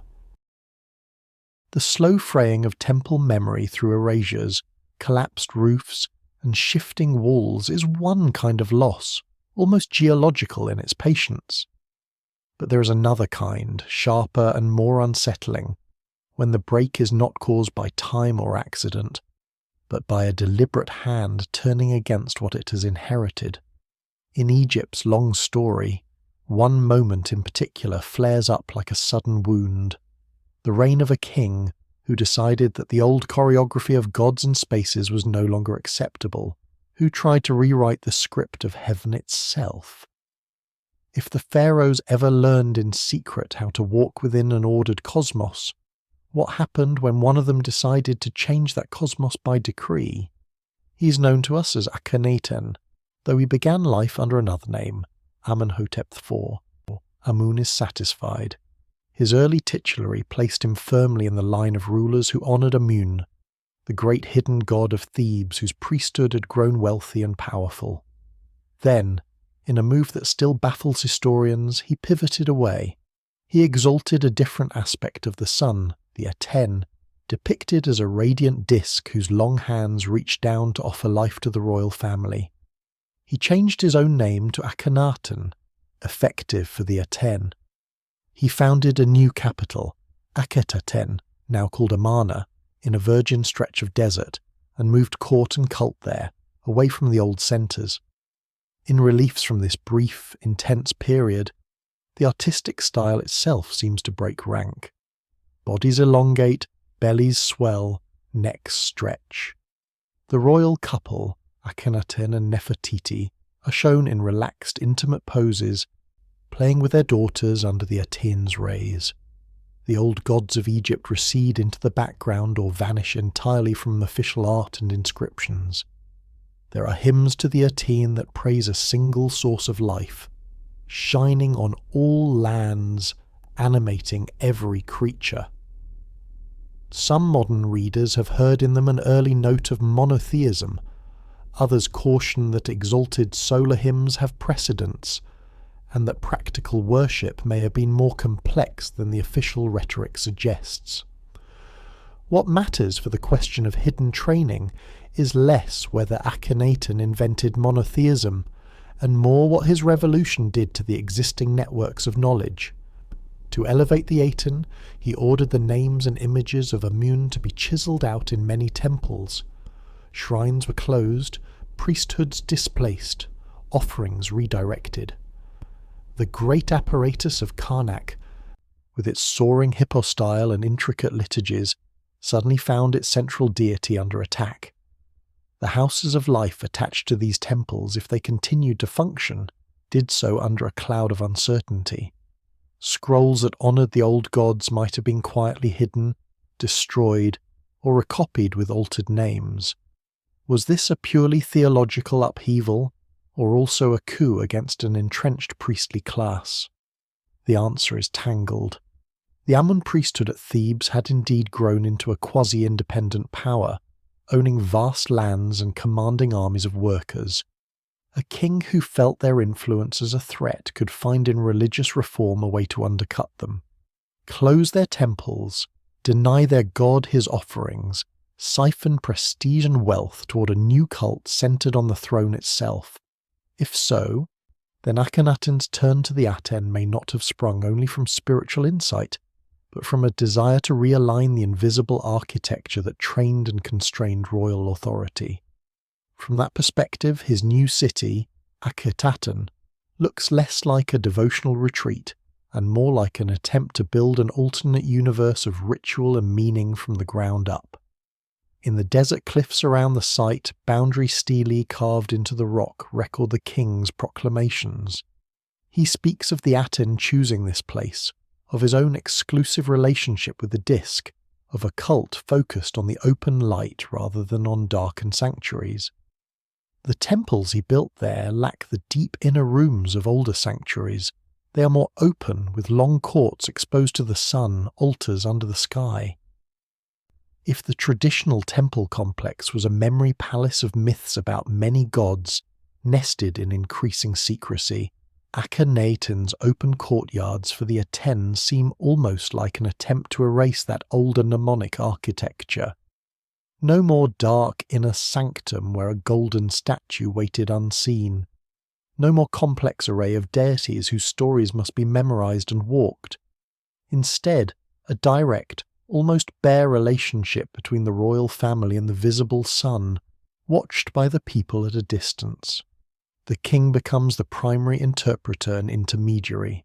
The priestly guilds that once mediated between gods and crown lose their centrality.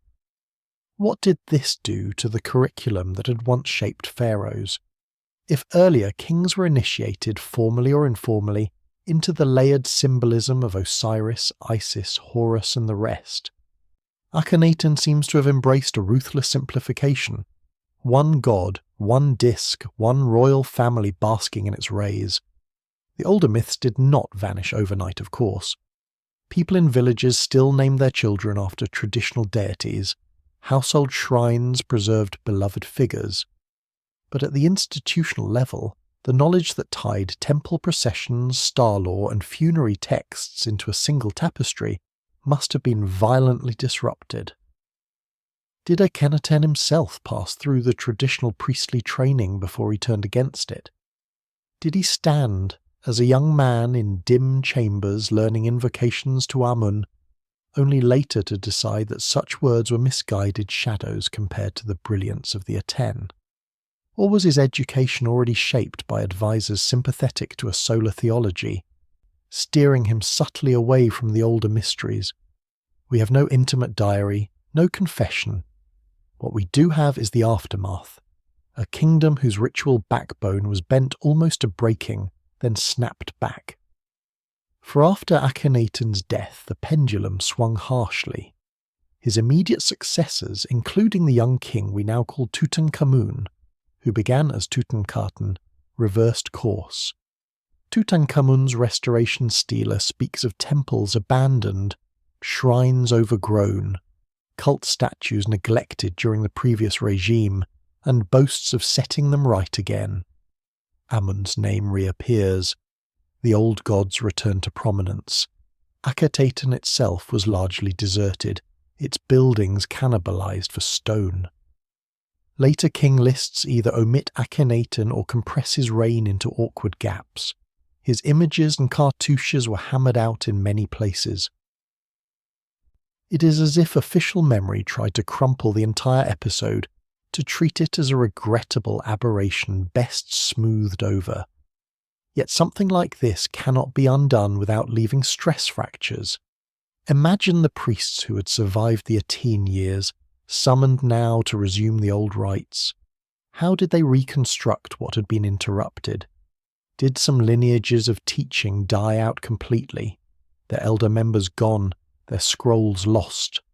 Did others seize the chance to tighten their grip, presenting themselves as guardians of orthodoxy after chaos? The restoration rhetoric insists on a return to Maat, to the right order under the traditional gods, but a tradition that has just been so violently overturned can never be quite the same again.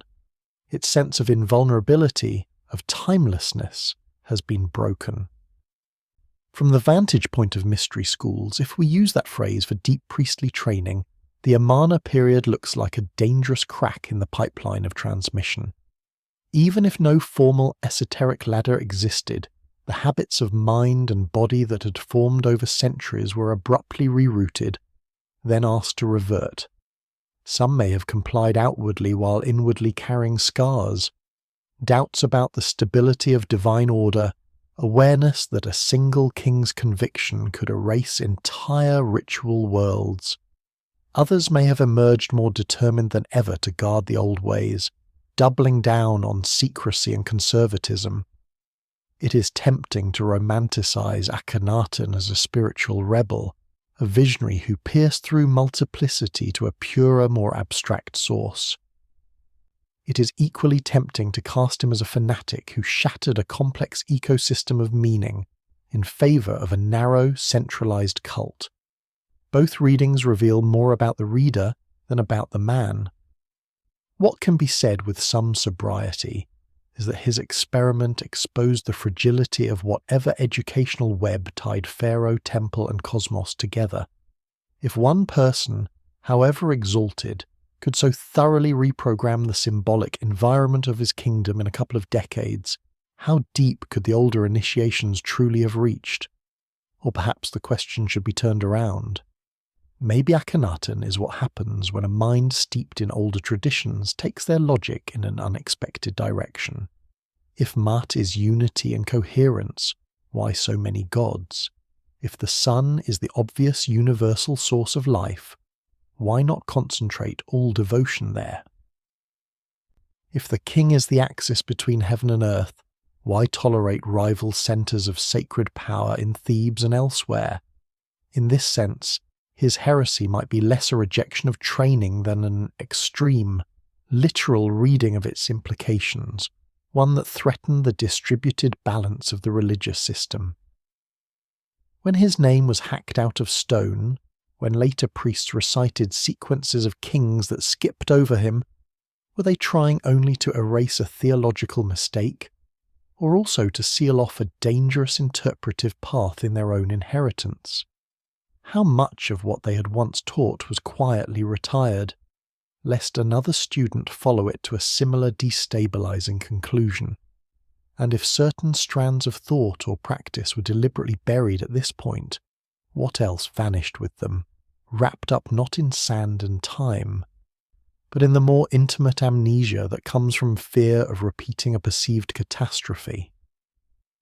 As night pulls deeper in the mind, the image sharpens of a tradition that has just survived its own near-death experience, smoothing its robes, rearranging its symbols, pretending that nothing essential has changed while something subtle has cracked inside. The old festivals resume, the gods receive their incense, the houses of life restock their shelves. Yet underneath, a new knowledge circulates wordlessly, that even sacred orders can be interrupted, that even long-trained consciousness can be redirected by a shock. From there, it is a shorter step than one might think to another kind of interruption, not born from a single will, but from forces far larger and more impersonal, when water, sand, or sky themselves tear through the fabric that priests and kings once believed they could keep in place. After a king has tried to rewire the sky by royal decree, and the priesthood has stitched the old tapestry back together as best it can, another, colder realization waits at the edge of thought. There are forces that do not ask permission, that do not listen to hymns, that do not care about reforms or restorations. A tradition might survive its own internal heresies and still be undone by the simple, indifferent turning of climate, by the erratic moods of a river, by dust and drought arriving like unsummoned gods. If there were ever schools that trained pharaohs and priests to inhabit a stable cosmos, what happened when the world beneath their feet shifted under them, not by choice but by necessity? Egypt's apparent timelessness has always been bound to the Nile. Each year, in a rhythm that seemed like the very heartbeat of Ma'at, the river swelled with floodwater, spread silt over the floodplain and retreated, leaving behind a black, fertile band in an otherwise inhospitable desert. It is easy, in retrospect, to imagine this pattern as completely reliable, a built-in metronome for royal and ritual life. Yet the geological and textual record both whisper that the river's behaviour was never so perfectly steady. There were years of low flood, when famine gnawed at villages, and years of excessive inundation, when homes and fields were washed away. In one inscription known as the Famine Stela, carved much later on the island of Sahel, but set in the time of the Old Kingdom pharaoh Djoser, a story is told of 7 years of failing inundation, of hunger and despair. Whether the narrative reflects a much older memory or later theological imagination, it captures a real fear that the river could simply fail to rise as expected. Archaeological studies of ancient lake levels and sediment layers suggest multi-year drought episodes in different periods, including around the end of the Old Kingdom and during the so-called First Intermediate Period, when centralized authority faltered and regional rulers asserted themselves more forcefully. Imagine a priesthood trained to see the heliacal rising of Sirius as the sure herald of the flood, suddenly watching the star flare into the dawn while the river stays stubbornly low. Imagine reciting hymns to Hapi, the Nile god, praising his timely generosity while cracks spread through the dry fields. What happens inside a mind that has been taught that correct ritual sustains cosmic balance when the most basic cycle of nourishment begins to stutter? Does he double down, assuming some impurity or negligence has offended the gods, or does a quieter doubt creep in, unvoiced but corrosive, that perhaps the relationship between chant and water is less direct than the teachings claimed? Far beyond Egypt's borders, other records hint at climatic convulsions on a wider scale. Ice cores, ocean sediments, and tree rings tell of abrupt shifts. Episodes of global cooling or drying, sudden meltwater pulses, mysterious spikes of dust and volcanic ash. One particularly debated period is the Younger Dryas, about 12,000 years ago, when the climate in many regions snapped back from warming into near-glacial conditions for over 1,000 years, perhaps triggered by meltwater disrupting ocean circulation, or even by an impact event, according to some controversial hypotheses. Whatever its cause, it marked a time when weather patterns broke their previous logic, when old rhythms failed. The settled, literate Egypt of pharaohs arose long after that episode, but perhaps not so long after in the memory of landscapes. By the time the great temples were being built, the Sahara had already shifted from grassland and lakes to the desert we know, driving populations toward the Nile's dependable strip. Was there, in the deep substrate of myth, some echo of earlier harsher transitions, tales of first times and renewals that concealed half-remembered environmental shocks? When Plato's Egyptian priest in Sais speaks to Solon of periodic destructions by fire and water, wiping out civilization so that humans are again like children, is he merely telling a philosophical parable? Or is he dimly preserving a cultural intuition that the ground can quite literally fall away? Within Egypt's own historical span, there are more local, traceable climatic crises. Around the end of the New Kingdom and into the late Bronze Age collapse, evidence from multiple regions points to prolonged droughts in the eastern Mediterranean. Letters from the archives at Ugarit and other cities outside Egypt speak of famine and appeals for grain from more fortunate lands. In Egypt, records like the Harris Papyrus and the Medinet Habu inscriptions of Rameses III describe invasions and turmoil in an era often associated with wider systemic stress. Pollen records and lake studies from the Nile Delta and neighbouring areas suggest a drying trend, a tightening of resources. The rituals continued, the festivals marched on, but the background conditions were shifting. Each time the Nile misbehaved, each cluster of lean years must have forced adjustments in the sacred education of those who claimed to uphold Maat. Did the teachers of princes and priests acknowledge the instability, weaving new explanations into old narratives? Perhaps the gods were testing loyalty. Perhaps foreign enemies had polluted the land. Or did they quietly downplay the promises of absolute regularity, emphasizing instead resilience, charity, and the king's duty to mitigate suffering? In either case, the curriculum would have been bent by events. A mystery school that once taught cosmic harmony might have had to learn to teach cosmic contingency. Beyond water, there were the tremors of the earth and the fires of volcanoes, ash layers from distant eruptions, like the colossal Thera, Santorini, eruption in the 2nd millennium BCE, have been found in Mediterranean sediments, with debates about their exact dates and impacts. Some scholars argue that such events disrupted climate for years, affecting harvests and perhaps appearing in myths as plagues or darkened skies. Later texts in the Near East speak of days when the sun did not shine properly, of crops failing mysteriously. Egypt, with its relatively buffered river system, may have escaped the worst in some cases, but not all shocks can be deflected by geography. In such times, the priestly task of reading omens and maintaining ritual would have grown heavier. Eclipses, comets, unusual weather, or strange behaviour of animals might have been folded into existing interpretive frameworks, assigned meanings that fit the narrative of Mat and Isfet. Yet with each uncooperative season, the fit would have been tested. Somewhere behind the composed faces of temple officials, there may have lurked the uneasy sense that the cosmos was less like a machine tuned by offerings, and more like an ocean in which their rites were small, intricate boats. If one steps back even further, to the scale implied by Plato's cycles, a more vertiginous possibility appears.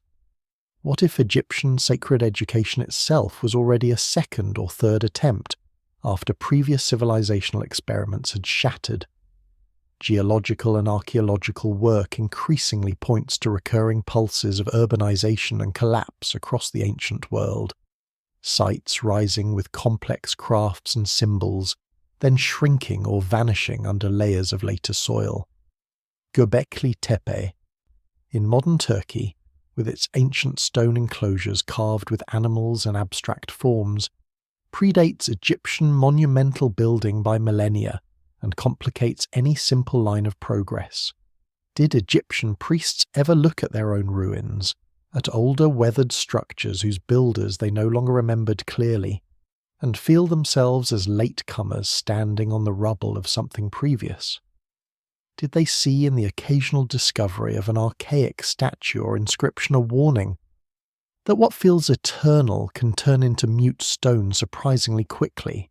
If they did, perhaps part of the unspoken curriculum in the houses of life was an attitude of salvage, inheriting fragmentary myths and techniques from an older, dimmer past, reassembling them into a system that worked well enough, while knowing that it too might not last.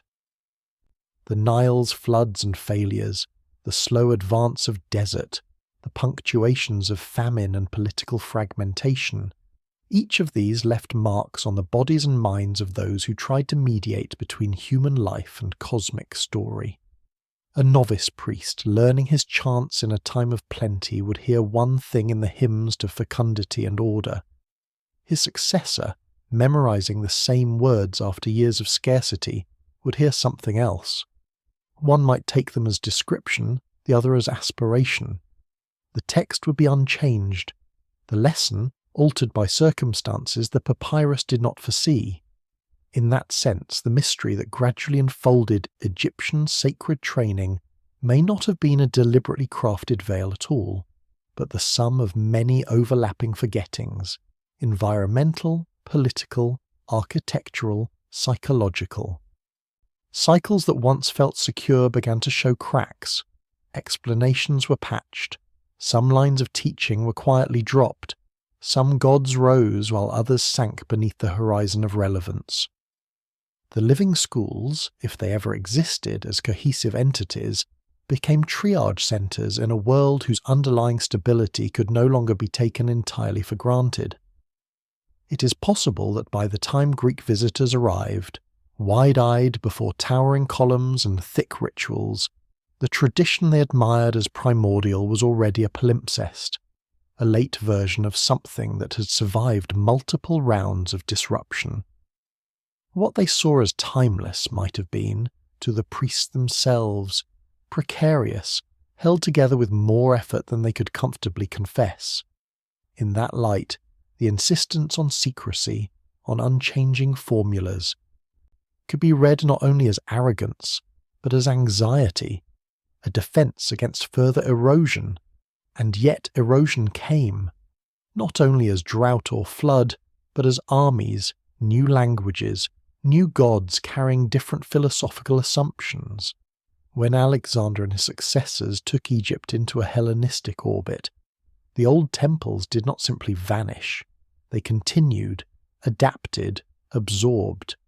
But the air around them changed. A new intellectual climate arose in which priests found themselves translating their symbols into a different idiom, one more abstract, more discursive. In those translations, some things could be carried across, others could only be hinted at or left behind.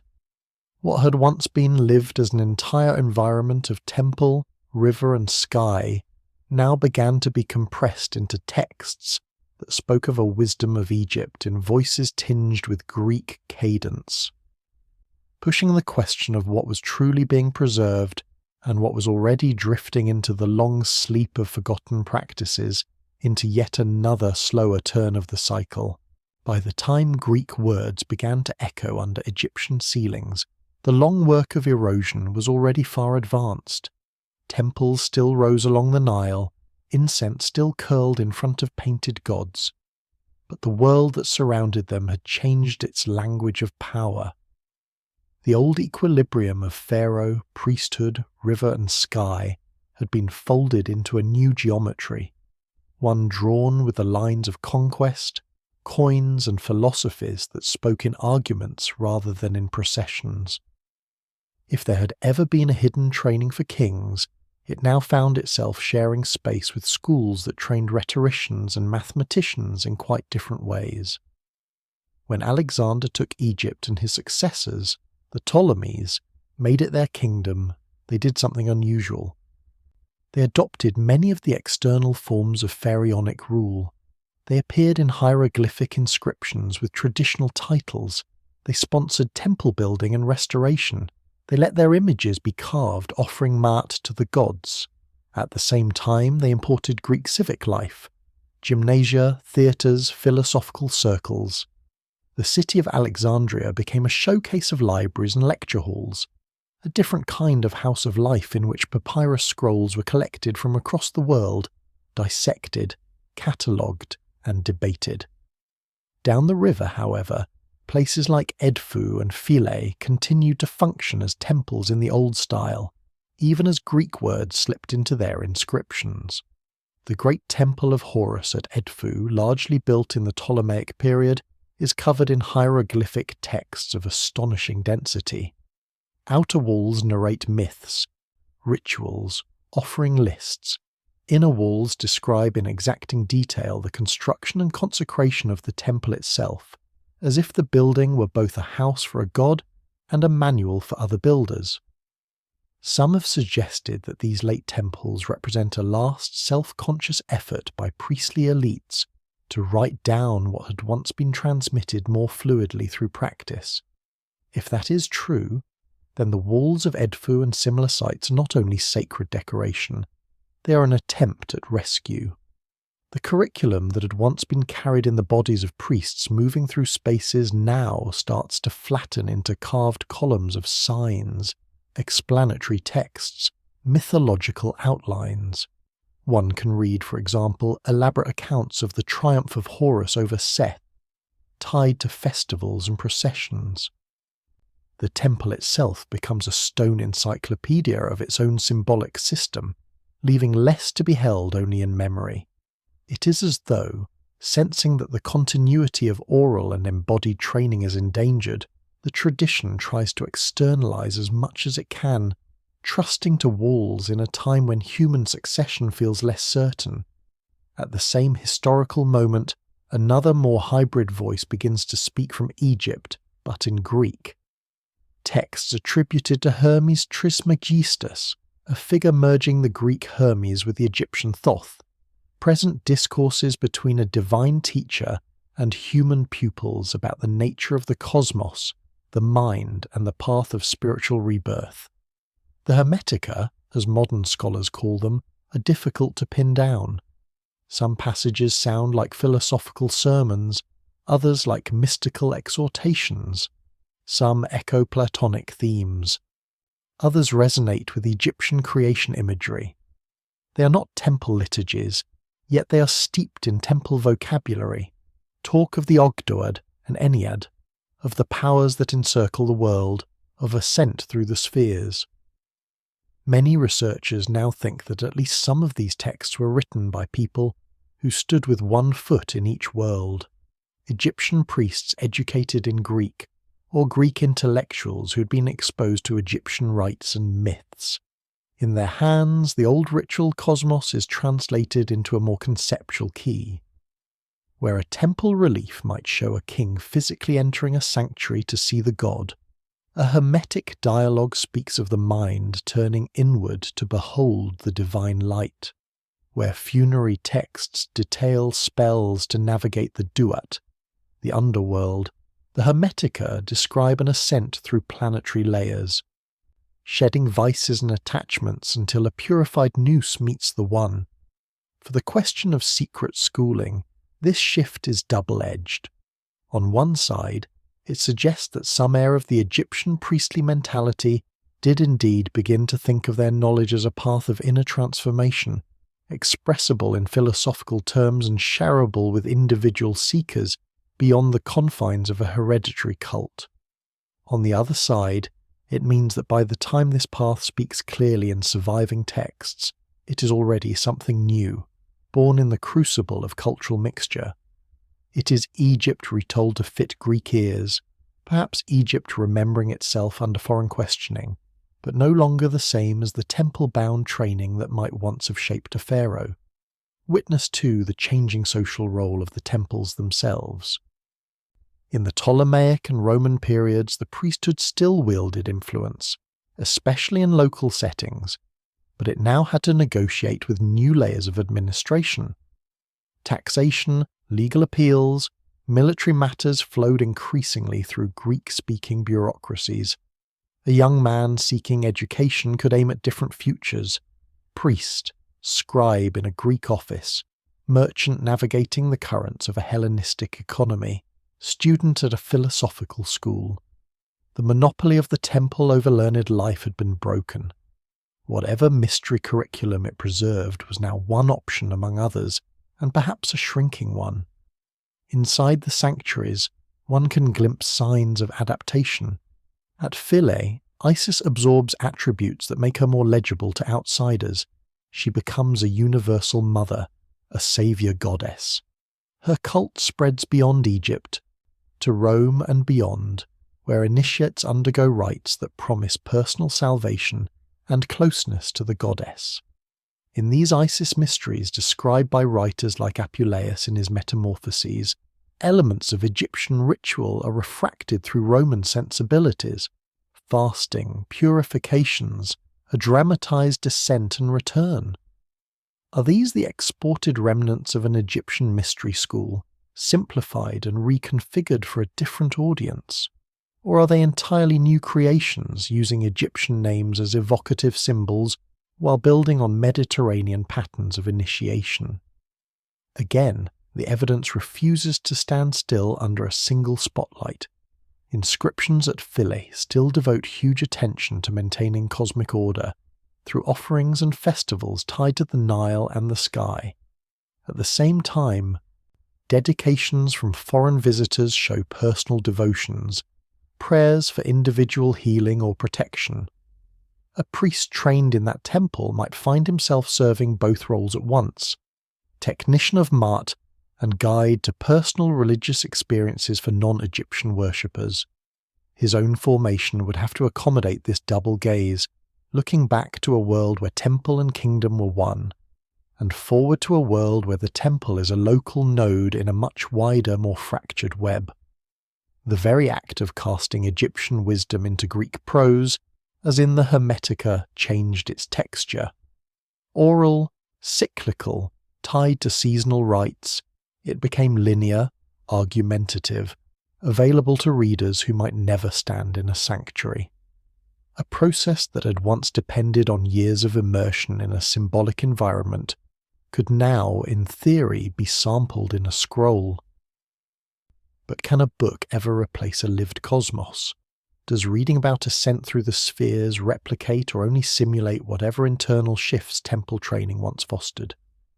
And when later ages read these texts, as Renaissance magi and modern occultists did, are they touching Egyptian mystery, or a Hellenistic dream about what Egyptian mystery could be. Seen from within, perhaps the priests of the later temples did not experience themselves as guardians of a fading tradition. Each generation finds ways to imagine its present as normal. They were busy, as their predecessors had been, keeping statues clothed, lamps filled, hymns correctly intoned. They adjusted calendars to new rulers, added royal cartouches with foreign names, carved bilingual decrees. If they sensed their world contracting, if they felt that royal visits grew rarer, that subsidies thinned, that younger men were more drawn to Greek schooling than to the disciplines of the house of life, such feelings left little explicit trace on the walls. But in the long hindsight that folds centuries into a few pages, a slow thinning is visible. The centre of gravity of learned culture tilts away from hieroglyphic sanctuaries toward Greek and later Latin texts. Temples become, at the scale of empire, provincial sites, even as they remain sacred hearts for local communities. The idea of wisdom itself begins to detach from specific cults and to float as something more universal, more portable. Egyptian becomes an adjective attached to a style of thought or a set of symbols that can be invoked far from the Nile. If there once was a schooling that only pharaohs and inner priests could receive, its monopoly over the imagination has broken. Pieces of its imagery circulate in the wider Mediterranean.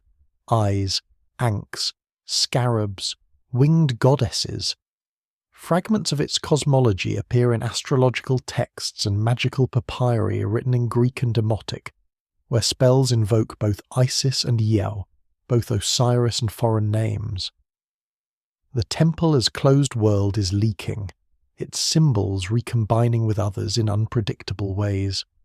A curriculum that was once perhaps inseparable from a single landscape now begins to detach, to become a set of motifs anyone might appropriate. That detachment is a kind of survival and a kind of death. On one hand, it allows something of Egyptian sacred imagination to persist, long after the last hieroglyph was scratched by a native hand. On the other, it accelerates the disintegration of whatever coherent, embodied path may have existed inside the temples. When wisdom is everywhere, it is also nowhere in particular. When initiation becomes a metaphor in philosophical dialogues, the specific textures of incense at dawn, of feet on cool flagstones, of star-watching from flat roofs, recede into the background. Somewhere along this gradient, the figure of the pharaoh as unique initiate dissolves. The Ptolemies and Roman emperors dabble in divinity, present themselves as sons of gods, but their education is no longer fully wed to Egyptian ritual. Their authority draws as much from legions and coinage as from Maat. The idea that a single human, trained in the old ways, stands as axis between Nile and sky looks more and more like an echo from a previous order. The schools that once moulded such figures, if they ever existed in the form imagined, are now shadows inside shadows, carried forward in partial translations, half-understood ceremonies, and carved texts that fewer and fewer can read. And still, in the southern reaches of the river, at places like Philae, lamps burn into the late centuries, long after the political heart of power has shifted elsewhere. Priests there continue to mark the rising of the waters, to enact ancient myths in increasingly foreign times. They are, in a way, the last keepers of a language that the surrounding world is gradually forgetting how to hear.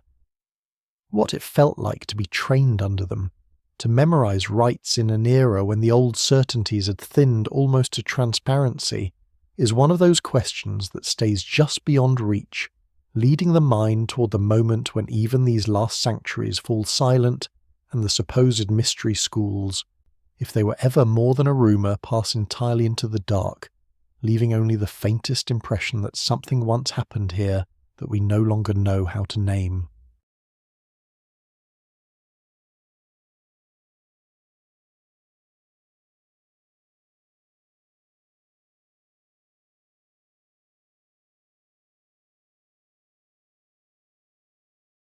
Long after empires had changed their flags and tongues above them, some of the old temples still went on breathing in the quiet, like lungs that had not yet realized the body around them was dying.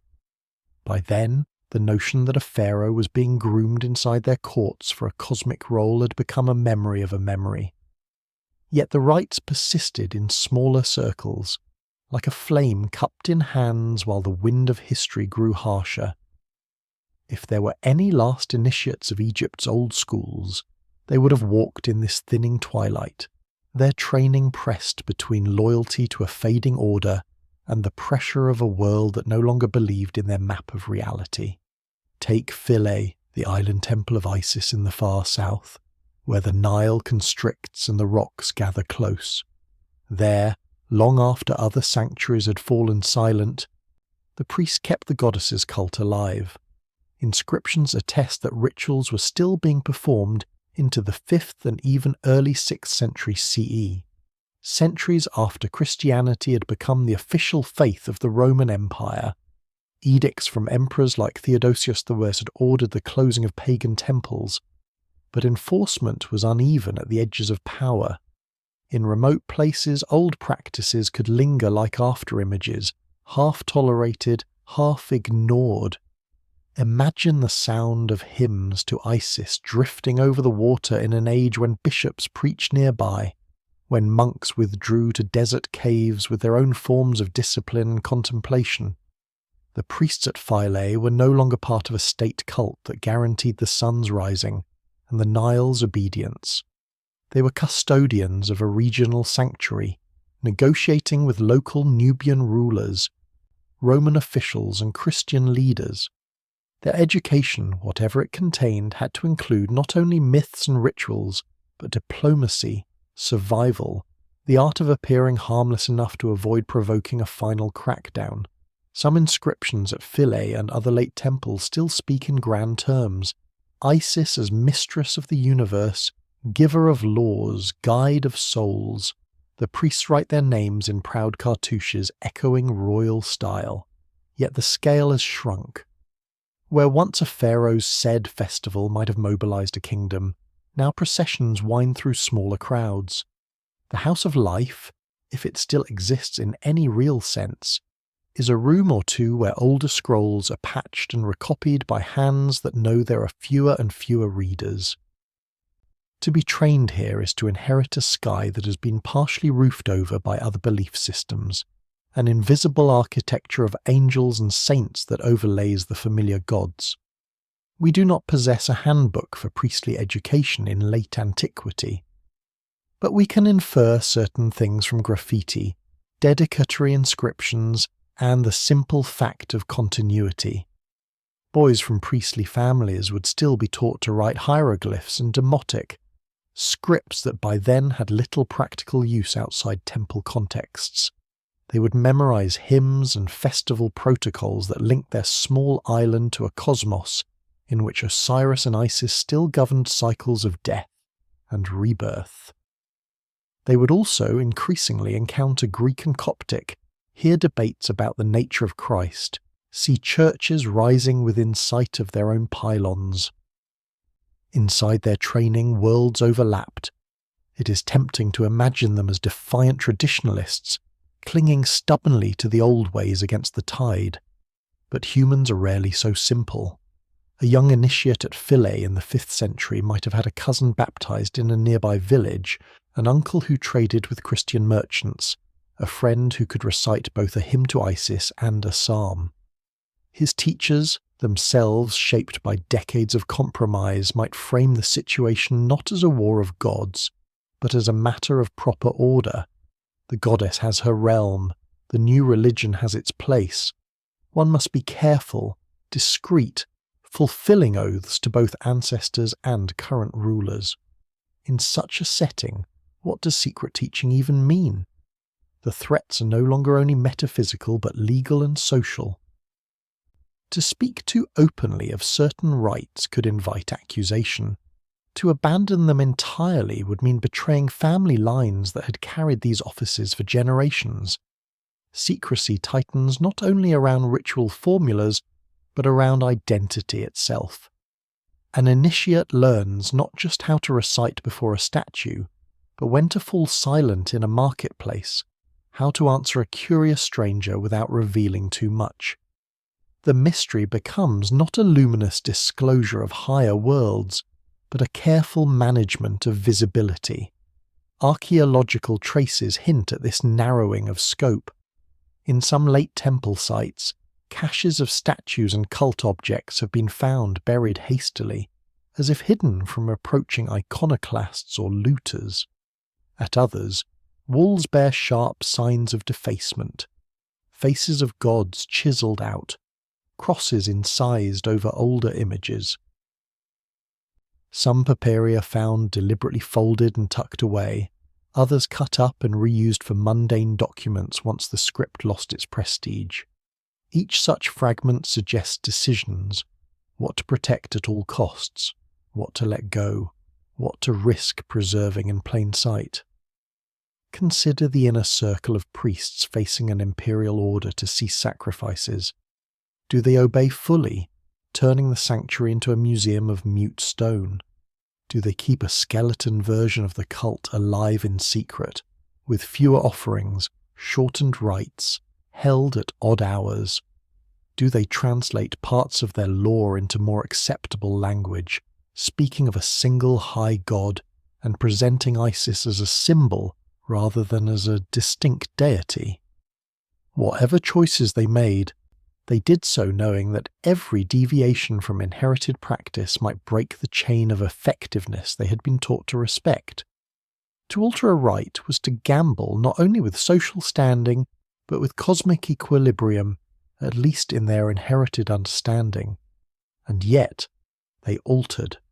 How could they not? The surrounding world had rearranged its calendar, its holy days, its sacred narratives. Christian pilgrims began to arrive, sometimes indifferent, sometimes hostile, sometimes simply curious. Soldiers could appear with orders, governors could demand compliance. The gods were no longer guaranteed protection by law. In such a climate, the training of new priests could not remain untouched. Perhaps fewer were initiated. Perhaps the full repertoire of rituals was no longer passed on, only a core set considered indispensable. Whole courses of the old curriculum may have been quietly dropped, not because anyone doubted their original importance, but because there were no longer enough bodies, hours, or social space to sustain them. In that winnowing, something profound happens to the idea of a mystery school. What was once, if we take the broad view, an integrated education into a world where temple, state, and cosmos were one, becomes a specialist knowledge held by a shrinking minority in a landscape whose majority no longer shares the same assumptions. The initiates become, in effect, strangers in their own land, guardians of passwords to doors most people have forgotten ever existed. The sealed door is no longer just an architectural feature in a sanctuary. It is the gap between what they have experienced and what their neighbours can even imagine as real. Eventually the edicts harden. Historical sources hint that under Emperor Justinian, in the 6th century, more decisive actions were taken against the last centres of non-Christian cult, including Pharaohs. There are accounts, coloured by retrospective triumphalism, of statues being removed, temples being closed, priests being expelled or converted. Whatever the exact sequence, at some point the daily smoke stopped rising from the altars. The last trained tongues fell silent in front of the shrines. The goddess's house became, for a while, a quarry, a fort, a curiosity. Imagine one of the last priests turning the key in the sanctuary door for the final time, if such a key existed. He would look back at the darkened chamber, at the shrine of Isis or Osiris, perhaps stripped already of gold and portable offerings. He would know the prayers by heart, the sequences of feasts across the year, the passages in the walls that narrated the goddess's story. He might believe, or want to believe, that the gods would somehow keep watch even without public rites. or he might feel with a sharp private grief that something held carefully through centuries had slipped from his hands. What became of his knowledge after that? Did he teach fragments to children in whispers, disguised as stories? Did any of his descendants recast Isis as a saint in their own minds, translating her attributes into a new pantheon? Or did the lines simply stop, the words unused long enough to lose their shapes on the tongue? Language dies quietly, one unsaid phrase at a time. A mystery school dies with it, even if no one ever gathers in a hall to declare its closure. Centuries later, when travellers and scholars returned to these ruins, they found only the outer shell of what had once been a lived curriculum. Hieroglyphs were illegible scratches. The names of gods were exotic sounds. The subtle differences between priestly ranks, the long apprenticeships, the moments of quiet insight or doubt that might have come in the middle of night rituals, all of that had evaporated, leaving behind an architecture that looked to foreign eyes like a puzzle begging to be solved. In that ignorance, modern fantasies bloomed, filling the silence with tales of lost wisdom, perfect initiations, superhuman sages. Between the last initiate who knew too much to write it down, and the first modern historian who knew too little not to speculate, there stretches an unlit corridor sealed at both ends.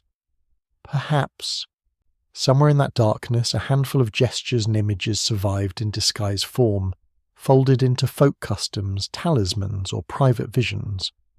Or perhaps the break was total. The chain of transmission snapped cleanly, leaving only the faint sense in certain wandering minds that something important once passed through human hands here and is no longer available. As sleep draws nearer, the picture that remains is not of a single door closing with a bang, but of many small latches sliding shut over time, rooms abandoned, songs unsung, questions no longer asked in the same way. A tradition that once trained human beings to stand between Nile and sky has sunk, not dramatically but in layers, under new rivers of meaning. Its last student stepped out into a world that had no use for their kind of knowing. What they carried either dissolved into silence or reappeared elsewhere wearing different names. Between those options hangs a quiet, unresolved question that points beyond any one civilization, toward the larger possibility that every age has its own sealed doors, its own unmarked initiations, and its own vanishing teachers slipping away while no one is watching closely enough to see what, exactly, is being lost.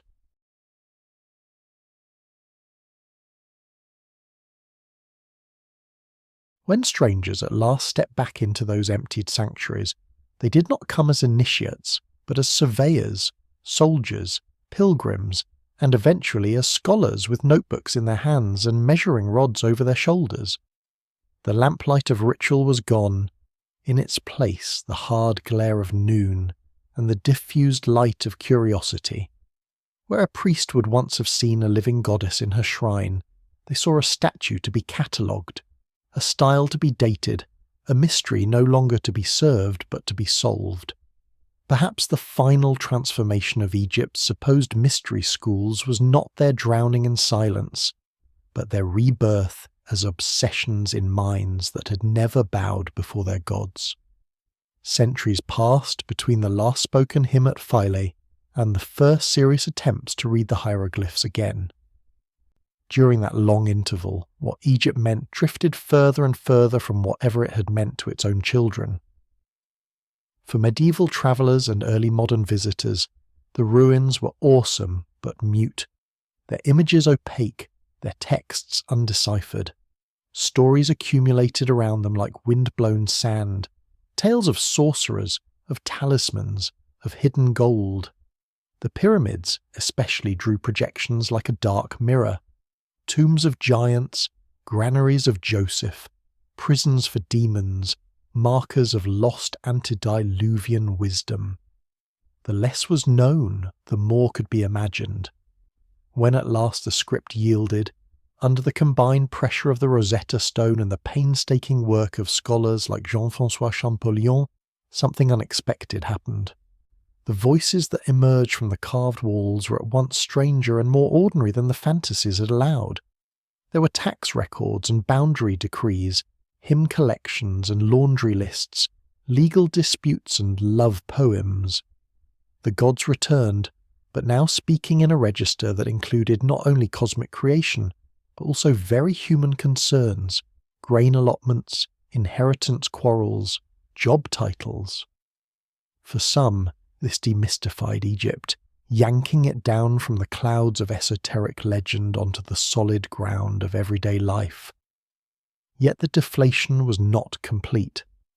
Alongside the bureaucratic prose, there were still the funerary texts with their spells and maps of the afterlife, still the temple inscriptions insisting on hidden names and restricted knowledge. Even as Egyptology grew more rigorous, methodical, suspicious of wild speculation, a parallel current of fascination continued to flow. Secret societies, fraternal orders, and later esoteric movements seized on the fragments that seemed to promise more than administration. The Eye of Horus, the Ankh, the winged sun, the image of the initiate standing before a veiled goddess. Egypt became less a place in time and more a reservoir of symbols that could be poured into almost any container. In Freemasonry, for instance, 18th and 19th century rituals borrowed Egyptian motifs not because lodge members had access to authentic temple curricula, but because Egypt's antiquity and aura of secrecy made it an ideal backdrop. Columns named Yakin and Boaz sprouted beside allusions to pyramids and sphinxes. Candidates were blindfolded, led through symbolic deaths and rebirths, handed tools and passwords. The drama drew on biblical and medieval sources more than on any papyrus, yet the mere mention of Egypt lent it a kind of deep time authority.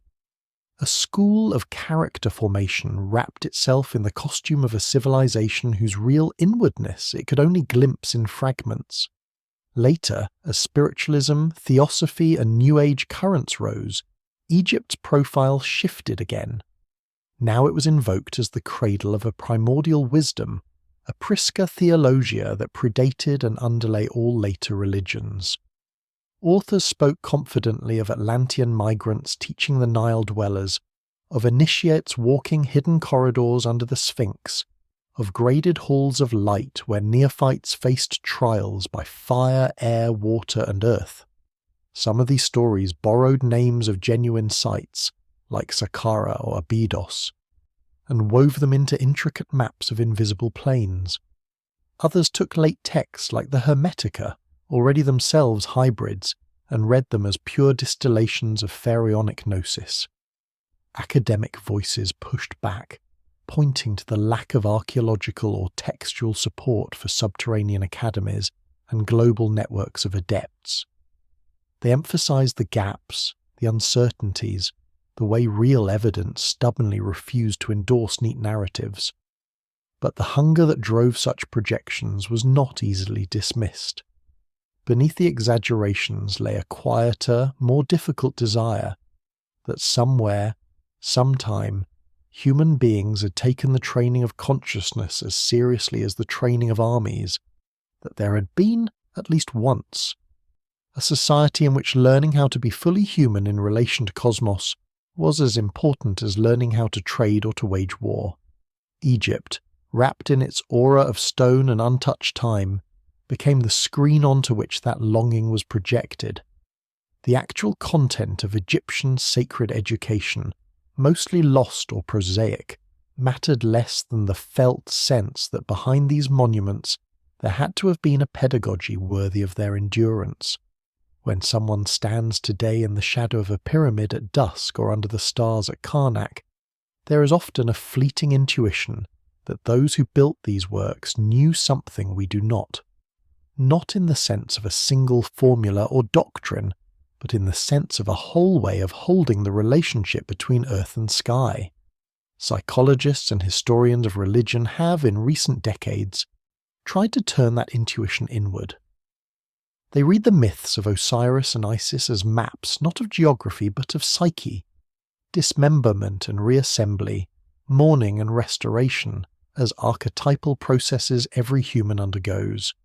They see in the weighing of the heart against the feather of Mart a symbolic image of ethical self-examination, of the desire to live lightly enough that the soul is not dragged down by its own density. In this view, the mystery school of Egypt survives not as an institution, but as a pattern our own depths still recognize, using the old stories as mirrors. Yet this inward turn carries its own danger. The risk of dissolving history entirely into metaphor, of using Egypt only as a palette of inner imagery, without regard for its concrete, complex past. There is a tension between honouring the specific textures of that civilization and letting its symbols speak in new contexts. To collapse them into purely psychological language can be another kind of erasure, a subtler form of conquest in which the living people of the Nile are replaced by archetypes in someone else's dream. So the question that began with pharaohs and secret training opens wider. Why do modern minds insist on finding in Egypt or elsewhere a perfected school of awakening safely tucked into the past? Is it merely nostalgia, a wish to believe that others once held answers that our age, with all its information, has somehow misplaced? Or is it a displaced intuition that our own ways of educating, of shaping perception and character, are strangely impoverished? That we have techniques for almost everything except for teaching someone how to relate sanely to their own mortality, to their own smallness under the stars.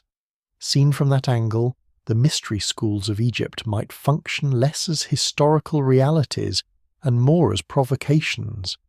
The very absence of clear manuals, the silence about the inner tone of training, forces a confrontation with what is missing closer to home.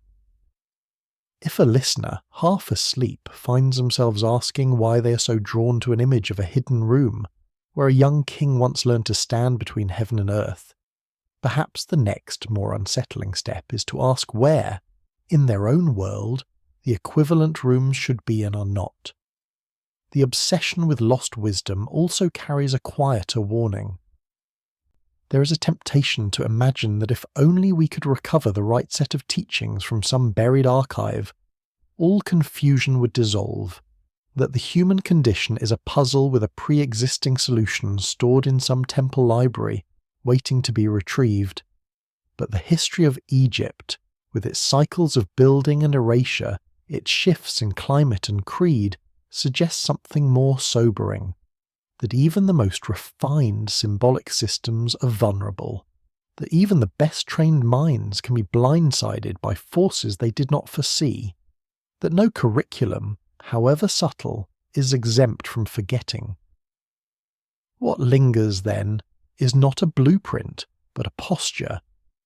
Men and women once spent their lives memorizing prayers to invisible beings, aligning buildings with stars, orchestrating festivals to reenact the birth of the world. They believed, or tried to believe, that these acts mattered at a scale larger than their own lifetimes. Whether we share their metaphysics or not, the intensity of that attempt, its duration across millennia, stands as a kind of question addressed across time.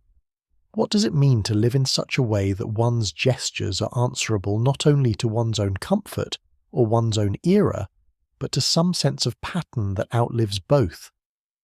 Perhaps this is the deepest mystery that refuses to clarify itself, no matter how many ruins are mapped or papyri read. Not what the pharaohs knew exactly, or what techniques of breath, symbol, or ordeal were used in temple training, but whether human beings can bear to live with the awareness that what they build and what they transmit will almost certainly be broken, misunderstood, appropriated, or forgotten, and yet still choose to learn carefully, to teach carefully, to walk their own brief initiations with a kind of quiet dignity. At the edge of sleep, when the stories of Egypt dissolve into the private landscapes of the listener's own mind, the stones fall away and only a more intimate architecture remains. The corridors of memory, the inner courtyards of belief, the sealed doors of questions not yet opened. The old temples have become dust. Their schools, if they were schools at all, have long since dismissed their last pupils. What is left is a faint insistence, like the echo of a chant under the noise of the present, that there are always rooms within us where something is being taught in secret, whether we notice or not. If the pharaohs once learned to stand between earth and sky in chambers that no longer exist, the more pressing riddle may be simpler and more unforgiving. In a world where the stars still wheel above and the ground still shifts below, who is training anyone now to hold that in their awareness without turning away? And if no one is, if our own houses of life have quietly emptied out while we were busy with more measurable pursuits, how far into the future will the consequences of that unmarked vacancy reach, before someone else looks back at our time and whispers, in their own dark, that a certain kind of knowledge was allowed to vanish here, and no one even saw it go?